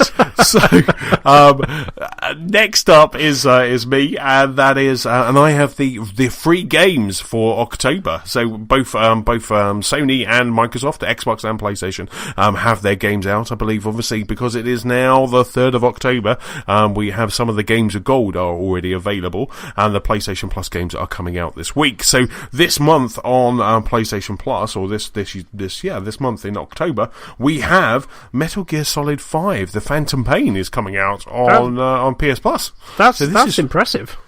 It really is. It's a game where I never finished. To surprise, I never finished Metal Gear Solid 5. I got distracted by something else, and it's like, I could go back because I had it on PlayStation, because I think there was something that the PlayStation was doing better. So I went over there. May have been the Pro or something like that. So this is the full game. It's Metal Gear Solid 5. The Phantom Pain will be available this October on PlayStation Plus. Also, we have Amnesia, the collection, is also coming to PS4, and we still have Riggs, the Mechanized Assault, the VR game, is still available, and I think for the final month, That's You, is also available to PS Plus. So that's a nice nice collection if you are on PS4. Yeah, I was a bit confused by the That's You as well, because I'm sure my PS Plus account has lapsed. But I played it at the weekend, so I need to investigate that. So I don't know whether I've somehow accidentally acquired it in some way, shape or form. But it's a good Jackbox-esque game, so I would encourage anyone out there to try it. I don't think it's got the longevity as Jackbox, but it's got some proper laughed-out-loud moments in it. So that's if you're over on the PlayStation 3, you've got Monster Jam Battlegrounds. Hustle King as well, the pool game, is available on PS3, and then the cross-platform PS Vita and PS4 titles this month are Hue, which is supposed to be a really cool platformer. It's supposed to be a really good game where you change colours in order to kind of match your environment, and I've heard some really good things about Hue, and also Skyforce Anniversary. So they are the PS4 and PlayStation Vita cross-platform titles. So what do you think? It's quite a good month, actually, isn't it? It's not a bad haul. I mean, Metal Gear Solid 5 is an amazing haul for anybody that hasn't played it, for the 2 people that haven't played it. No, there's plenty of people that haven't played it. And I got rid of mine once I completed it, so I'll get it back. And yeah. I have actually felt, since getting rid of it, sometimes, because it was so open-ended, you could just enjoy... Like, you can make your own challenges, couldn't you? You see something on the map, you see, over there, I want to go in there, I want to get in there without being seen, do this, do that. It's very enjoyable. And I remember being blown away by the graphics. I'd be interesting to play it again, just to see, because we've seen some amazing games come out since. That was probably a benchmark when it came out. I'm going to get it and have a look and see if it still blows me away. Yes. I wonder if I've adjusted. I wonder if we've all moved on, or if it still dazzles. It'd be interesting to see. But yeah, a fantastic game. Loads of hours of play in there. Crikey. It could have been that on its own, couldn't it? It really could have done. So you have that this week. So it's available this week for October. Download it and then report back next week. Over on Xbox, we've got some fantastic games over on Xbox this month. So we have Gone Home, the console edition is available for anyone who hasn't played it. It's that kind of one of the very first, I think, kind of walk-em-ups, story-driven game, and it's just, I played that when it came to the Xbox and was absolutely blown away by it. I thought it was just absolutely fantastic. You've played it as well, haven't you, James? Yes, yeah. I think that was one of the first walk-em-ups that Ali and I played together, and I think that's what's set us down the road of wanting to play things like Firewatch, and Everyone's Gone to the Rapture and the Vanishing of Ethan Carter. This was what it kicked it all off, and I think even with how they have changed over the years since this one, this still stands up very well as the story. I think the story alone is still intriguing, and it's the kind of one that you just need to go in without knowing anything. I think like Edith Finch, like so many of these, you just have to almost take someone's word for it that if you like these type of games, you will like this game. Yes, absolutely. Like I say, this story really does just unfold in front of you, and it's so compelling. You just kind of want to play it in one sitting. You just want to keep going, and it's just absolutely fantastic. Have you played it, Daz? I haven't. Does it? Well, I'm a bit confused. Has it been free on another? Has it been free on PS4? No, I don't think so. No. Does it start off? I'm getting my walking simulators mixed up. There's one that I started, but I didn't finish. I got distracted with something else. But you started off on the porch of a door at night of a house. You'd been dropped off by a taxi, and the game was that you went around the house and you sort of found out that could be 1,000 walking simulators. Yes. It's like so it's not that one. You don't start off in front of the door. No, Gone Home. You do start on the porch. Yes. Yeah, and your parents have gone away on holiday. And there's no one in the house, and you sort of read logs and stuff and piece it together. Yeah, that's it. So do you reckon it was available for free on PS Plus? I don't know, but I've got it, and I've played a bit of it, but not enough to comment. It's on my list. It's absolutely superb, and it's so that's coming out. So that's available today. It's available from the 1st of October. From the 1st of October to the 31st of October, we have Gone Home. Also available on Xbox, we have the Turing Test. The Turing Test, the first-person Portal-esque puzzle platformer. You get taken to this space station, and then you have to solve puzzles, environmental puzzles, and it was a big hit in our house. Both Nick and I were playing it at the same time when it first came out, and we were absolutely loving it. It does make you scratch your head. You do kind of try and work out the puzzles. You have the push and pull mechanic, and it's very kind of, like I say, it's very Portal, but it kind of almost takes it to another level, and it's amazing. That's going to be available from the 16th of October to the 15th of November, and I urge you, if you haven't played it, then to kind of give Turing Test a try, because it's very cool. It's very cool indeed. And then over on Xbox 360, obviously playable via backwards compatibility on the Xbox One, we have Rayman 3 HD is coming out, and that's going to be from the 1st of October to the 15th. And then we also have from the 16th of October to the 31st, we have Medal of Honor Airborne. That's a bit of a curveball. It really is. It's really weird. You know, you have these amazing Gone Home, Turing Test, Rayman, Medal of Honor. Was this like down? I'm not being mean to Medal of Honor, but being mean to Medal of Honor. Is this almost seems like one of those games they found down the back of the sofa and just went, when's the best time to give it out? So it's Call of Duty out soon. Yeah, I'll just stick it out then. It's fine. Someone found 3,000 codes for it that they were given. They couldn't even give away at E3, and they're like, "That's how many people will download this." But it's just, it's really bizarre. You have this really kind of quite nice modern classic collection, and then you just have Airborne, Medal of Honor Airborne. It's so bizarre, so memorable. You couldn't even remember it 2 seconds later. I had to look at what it was actually called. I remember playing the demo on the Xbox 360 and playing it for about 5 minutes and going, nope, this isn't the Medal of Honor I used to play, and then moving on. So it's just, you'll have the Turing Test by that time, so you just want to play that instead. But good. So that's all the free games for this month. So I think it's quite a good selection, whether you're on PS Plus or you're over on Xbox. I think both of them are really kind of showing some great games. Yeah, a good mix. Good mix. So I suppose PS4 is a little bit in response to its price rise. Didn't twig. Right. They put up the price, Metal Gear Solid 5, just to say again, like, look, it's kind of a little bit better. So yeah, sorry mate. Yeah, exactly. You know, you're getting like PSVR game, you're getting a free game that we can play with your phone as well, and some big titles. Yeah. Excellent stuff. So there, like I say, they're all available. Go grab them now. Daz, the next piece of news is with you. Yeah, so if you need a spare Switch pad, I discovered that you can get these really cool sort of retro pads based on the SNES controllers. They work on a Switch, but they work on more than just a Switch. They also work on Windows, your Mac, Android device, iPhone, Samsung. It's a Bluetooth connection and a USB cable connection. It looks just like the old SNES controller. And it's by a firm called 8-Bit Do, and it's got 8-Bit Do gamepad written at the top where it used to say Super Nintendo. And it's got the D-pad and the YX, the B and the A, all nice green, blue, yellow and red. Or they do another version, which just the US version, where all the buttons were sort of a different shade of blue. And you can buy one of these for like $28.99 on Amazon with free delivery. And it'll work on your Switch. Which, if you don't, as long as I don't think it does the movement, it won't have the gyroscopes in there. But if you want a cheap pad that looks really cool, and you don't want to keep detaching the controllers from your Switch, I think that's a really cool thing. I looked at it and I thought that just looks cool. Be easier to carry around than, say, well, maybe a couple of spare Joy-Cons. They're not very big, but you know, if you want something a bit hardy to carry around with you, a couple of them.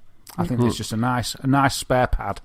Yeah, I like the look of it. A while ago, friends very kindly got me one of the NES versions of these as well. So I think it's within the NES housing. It's still got 4 buttons, which the purist inside me still twitches at slightly. But at least it makes it more compatible with other games. But if that's the case, I'll try and hook that up to my Switch later, see how that fares. Yeah, I mean, this one I think is quite a recent one, but in some reviews of an older one, they said that they allow firmware updates, and the guy said it didn't work, but he did a firmware update, and then it works with his Switch. Huh, cool. I'll have a gander. But I just thought it's just so quaint. It's just a lovely looking old style pad, and I just think if you got your Switch out and you produced that, I just think it'd go down a storm. Especially when they start showing the older games, you know, when we start getting that virtual console that we've been promised, you know, when we get that, you can play the games on that, because a lot of them will be kind of D-pad friendly, won't they? So it will just be absolutely, it will just be really cool. It'd be a great fit for Stardew Valley as well. Yes, absolutely. Or any 8-bit, you know, looking game, 16-bit, 18-bit, you know. Yeah. But after once you get past 18-bit, you can't really use this pad. No. It's those extra 2 bits, don't you know? Push it over the edge. Yeah. That's what it is. So, a retro pad. Let's stick a link in the show notes as well. So jump off to that. Yeah, absolutely. Excellent stuff. Next piece of news, James, is with you. Cool. I was going to segue, but after last time, I wasn't going to bother. So, yes. It's not just the SNES Mini that's coming out in this holiday period. The Commodore 64 Mini has been announced as well. It's actually a fully licensed reimagining of the old home computer. I never actually had a Commodore 64 myself, but I know a few friends did, and go around, and I think they had a mix of tapes and discs, and as me coming from the NES, where you just stuck something in and it worked. It was fascinating to see the fact you had to load things. It was bizarre. But again, they have really taken on, I guess, that mini stylized, compressed sort of look that made the NES Mini so popular last year. And so the picture on the website of this really diddy little keyboard, which I really want to try and find out if the diddy keyboard actually still works, is actually quite adorable when the joystick next to it is just dwarfing it. But it's due out early next year, priced around £70. So again, comparable to the mini SNES. But for me, it's just the crowning glory is the fact that it's got 64 licensed games within it. So really completing that sort of little circle of cliche 64-ness.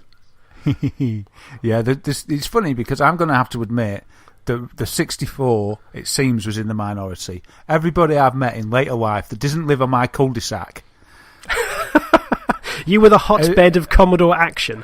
We were, and I thought that everybody preferred the 64. I think, Antony had a 64 and a Specky in every room of the house. So, the butler had one as well. So one in the bathroom. But I was looking at the Kickstarter for the there's a Sinclair Mini, and I think that cleared like $2 million to get that off the ground. Though that's fallen into some trouble. I don't know when that's coming out now. But I looked at the Kickstarter for this one, and it got about $200,000 or something like that. It was a big difference, and it just made me think, yeah, okay, hands up. It doesn't matter. Spectrum must have been good. Now in later life you admit it. I admitted it at last. But the Commodore 64 was my... You said it was the NES. Was it the NES or the SNES for you, James? Yeah, the NES. And it was after the 2600. Really, this was the next machine that we got in my family, and it was kind of a family thing, but it ended up being mine because I was the one that used. I was never off it, and that was the machine that I had for, I don't know, 10 years or something. And so it's got such nostalgia for me, this machine. I love the fact that the joystick's a Competition Pro. I love that it's the original style that it looks, that it's modelled after, and it just evokes such memories for me that it's a nice piece of kit. But it's, how far can this mini thing go? Is it like, obviously because Nintendo have had such success, it's like, if we can think of something, let's mini it and get it out there. Shrink it down, yes. And everyone's going to love it. But yeah, it looks nice. 64 games as well. That is good. I did look at the games list though, and there's probably beyond Speedball and California Games, I was then getting a bit thin on the ground with what I actually recall from obviously not being on the Commodore 64. There's it got thin quite quickly. Let's have a look. I mean, so everyone's would this also be? I was going to say, would this also be HDMI? The same as the NES Mini. I'd hope so. I think it'd have to be because just to be in line with TVs, wouldn't it? Yeah. And one thing to note, I was going to say when you were talking about your SNES, Daz, even though the cable's really short, you could actually get a really long HDMI lead, and then you could have it like really close to you, so coming out of your amp and all the way kind of like across. Yeah. So, it could do that. I wasn't up for it though. I'm letting a true gamer. I'm going to let somebody else enjoy it. But there's a few good games. There's a few games here that I loved that aren't any good. There's a few games here that I had and I shouldn't have bought, but it just makes me like them. I've got a memory of them. Everyone's a Wally. It was a rubbish game, but I had it and I like the theme tune. Doesn't make it a good game though. I'm trying to look for some classics on here as I go down. Impossible Mission. That's a classic game. Absolutely love it. Impossible Mission 2, yeah, it was just a bit better, but Impossible Mission was class. Monty Mole, absolutely love. Monty on the Run's good. Nebulous was fantastic. Mm-hmm. In fact, Mario Odyssey seems to have stolen a bit of inspiration out of Nebulous when Mario jumped into that wall and he was running around the pillar. And Hewson Games that made Nebulous actually just pointed it out and said, "Oh, no problem for the inspiration, Nintendo." I don't know if do you know that new power he's got where he can sort of jump into a wall from the 3D and it goes 2D in Mario Odyssey. Right. Was that similar to what they did in Zelda as well, in like one of the Zelda games? May have been, but I thought it was quite new for Mario Odyssey. That's really cool. And they showed him do it in a circular pillar, and he was running around it, and that's exactly what you do in Nebulous. You're an alien, and you run around a circular pillar. And it was dead good at the time because I'd never seen anything rotate like that. Wow. Pit Stop 2 is brilliant. Paradroid was an absolute classic. That's an awesome game in which where you start off as a 001 droid, and I think you have to make it to a 999 droid by basically trying to take over the different robots by walking up to them and sort of firing an electric ray, and then you have like a quick game against a timer, and if you win at the game, you go into the body of the next robot and you get more powers, and you sort of adventure through the ship. That was a really good game. School Days. There's loads of good ones on here, actually. School Days was brilliant. The reason I love School Days so much was it was set in a school. It was pretty adventurous for its day because it was sort of 2D, and you was looking at it and you could see the whole school, sort of all the classrooms and the hall and stuff, and you could rename all the teachers. It was out on the Spectrum as well. It was. You could rename all the teachers and you could rename all the pupils. And we just had a field day. You could draw on the blackboard. It could recognise if you wrote a swear word, and the teacher would come in and tell you off. It was a classic. It was rock hard though. I never got anywhere on it. All we ever did was rename the teachers, rename the pupils with nicknames, draw on the blackboard, and then by that time we'd go, "What we're supposed to do on this game? I don't really know." So then we'd turn it off. But it's a good collection. Yeah, looks good. I thought you were still scrolling. It's like, no. He's lost in just this retro haze at this point. Yes, the Commodore. The days, the good old days. Loving it. Good old days. Well, yeah. And then the final piece of news is with me. Over to Antony for the final. Over to. I hope you'll be taking this out. And then the final piece of news is with me, and that's the most exciting and happiest news of all this week. And it's just the fact, it's more of a PSA than a piece of news, is the fact that Stardew Valley is coming to the Switch on the 5th of October. I've been waiting for this ever since that Nindy event. There were two standouts for me. There was Rogue Trooper, which I talked about earlier, and Stardew Valley. And finally, it kind of crept this up on us. week. It is. It's Thursday. Oh my word! I'm checking my calendar. It's Thursday. It's Tuesday today and the 3rd, so that's Thursday all day.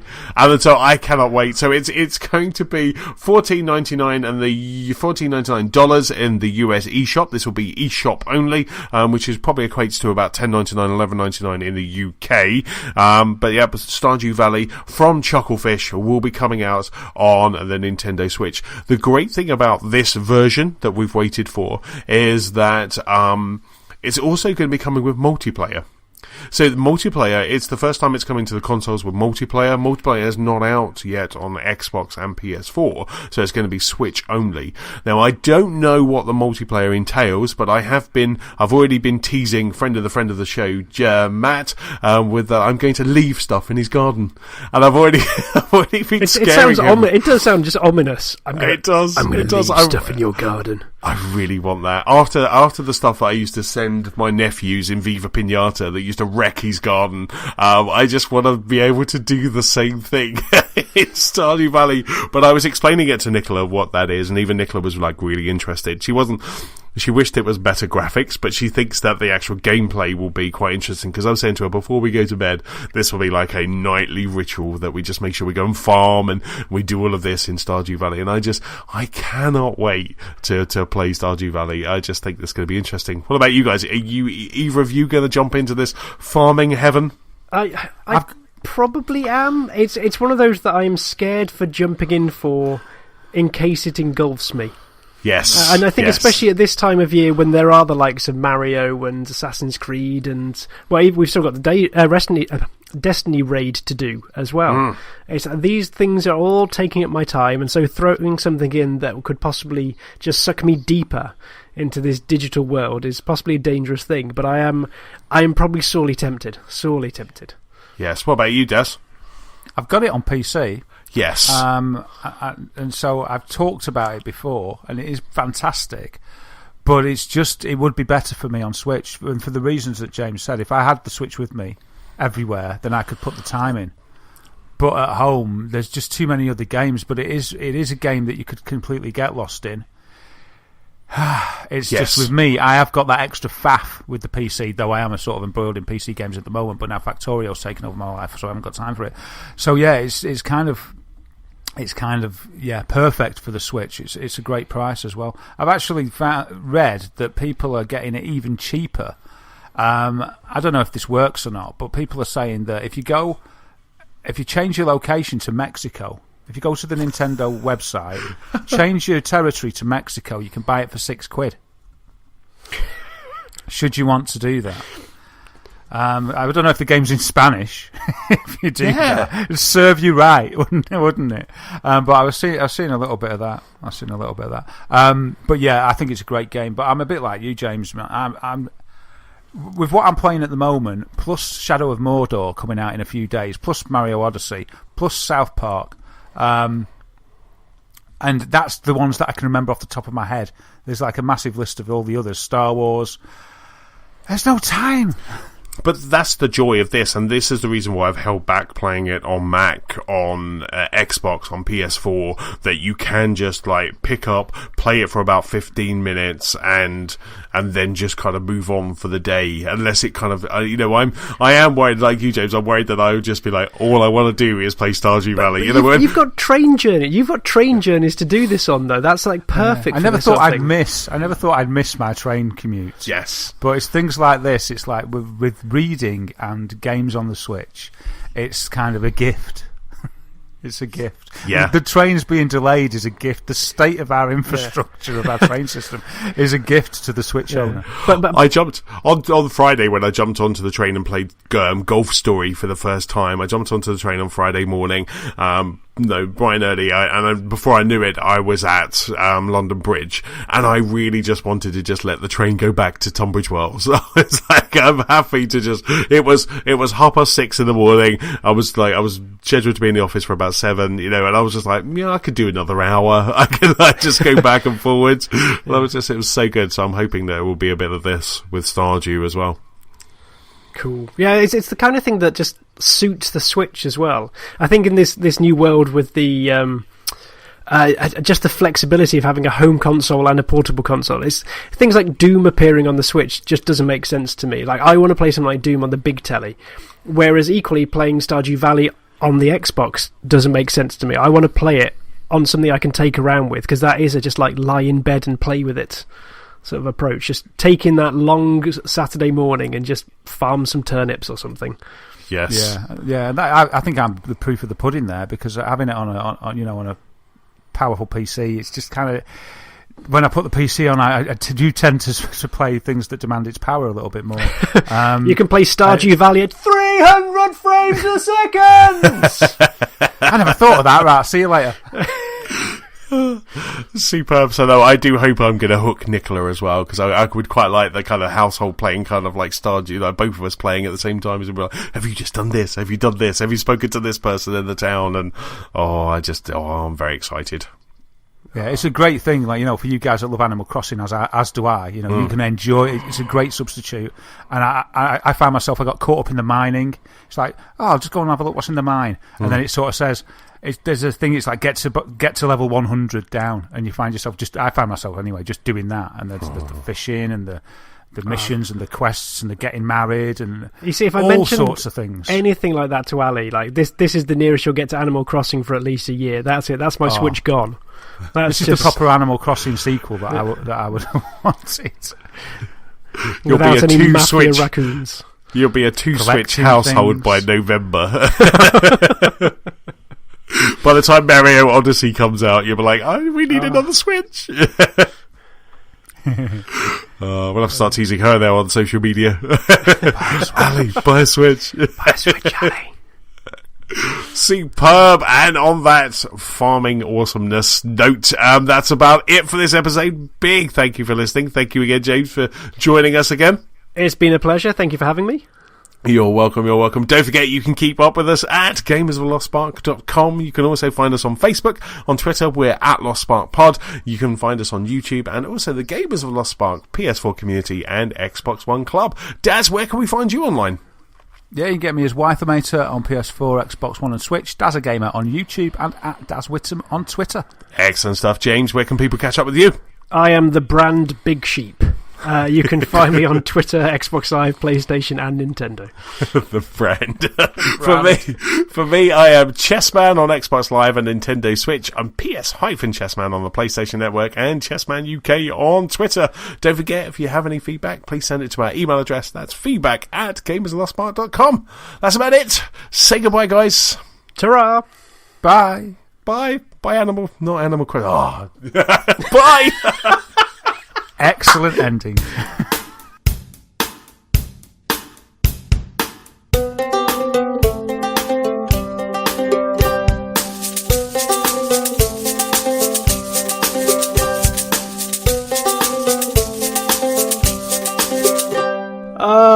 I swear in the last half hour we were just getting delirious about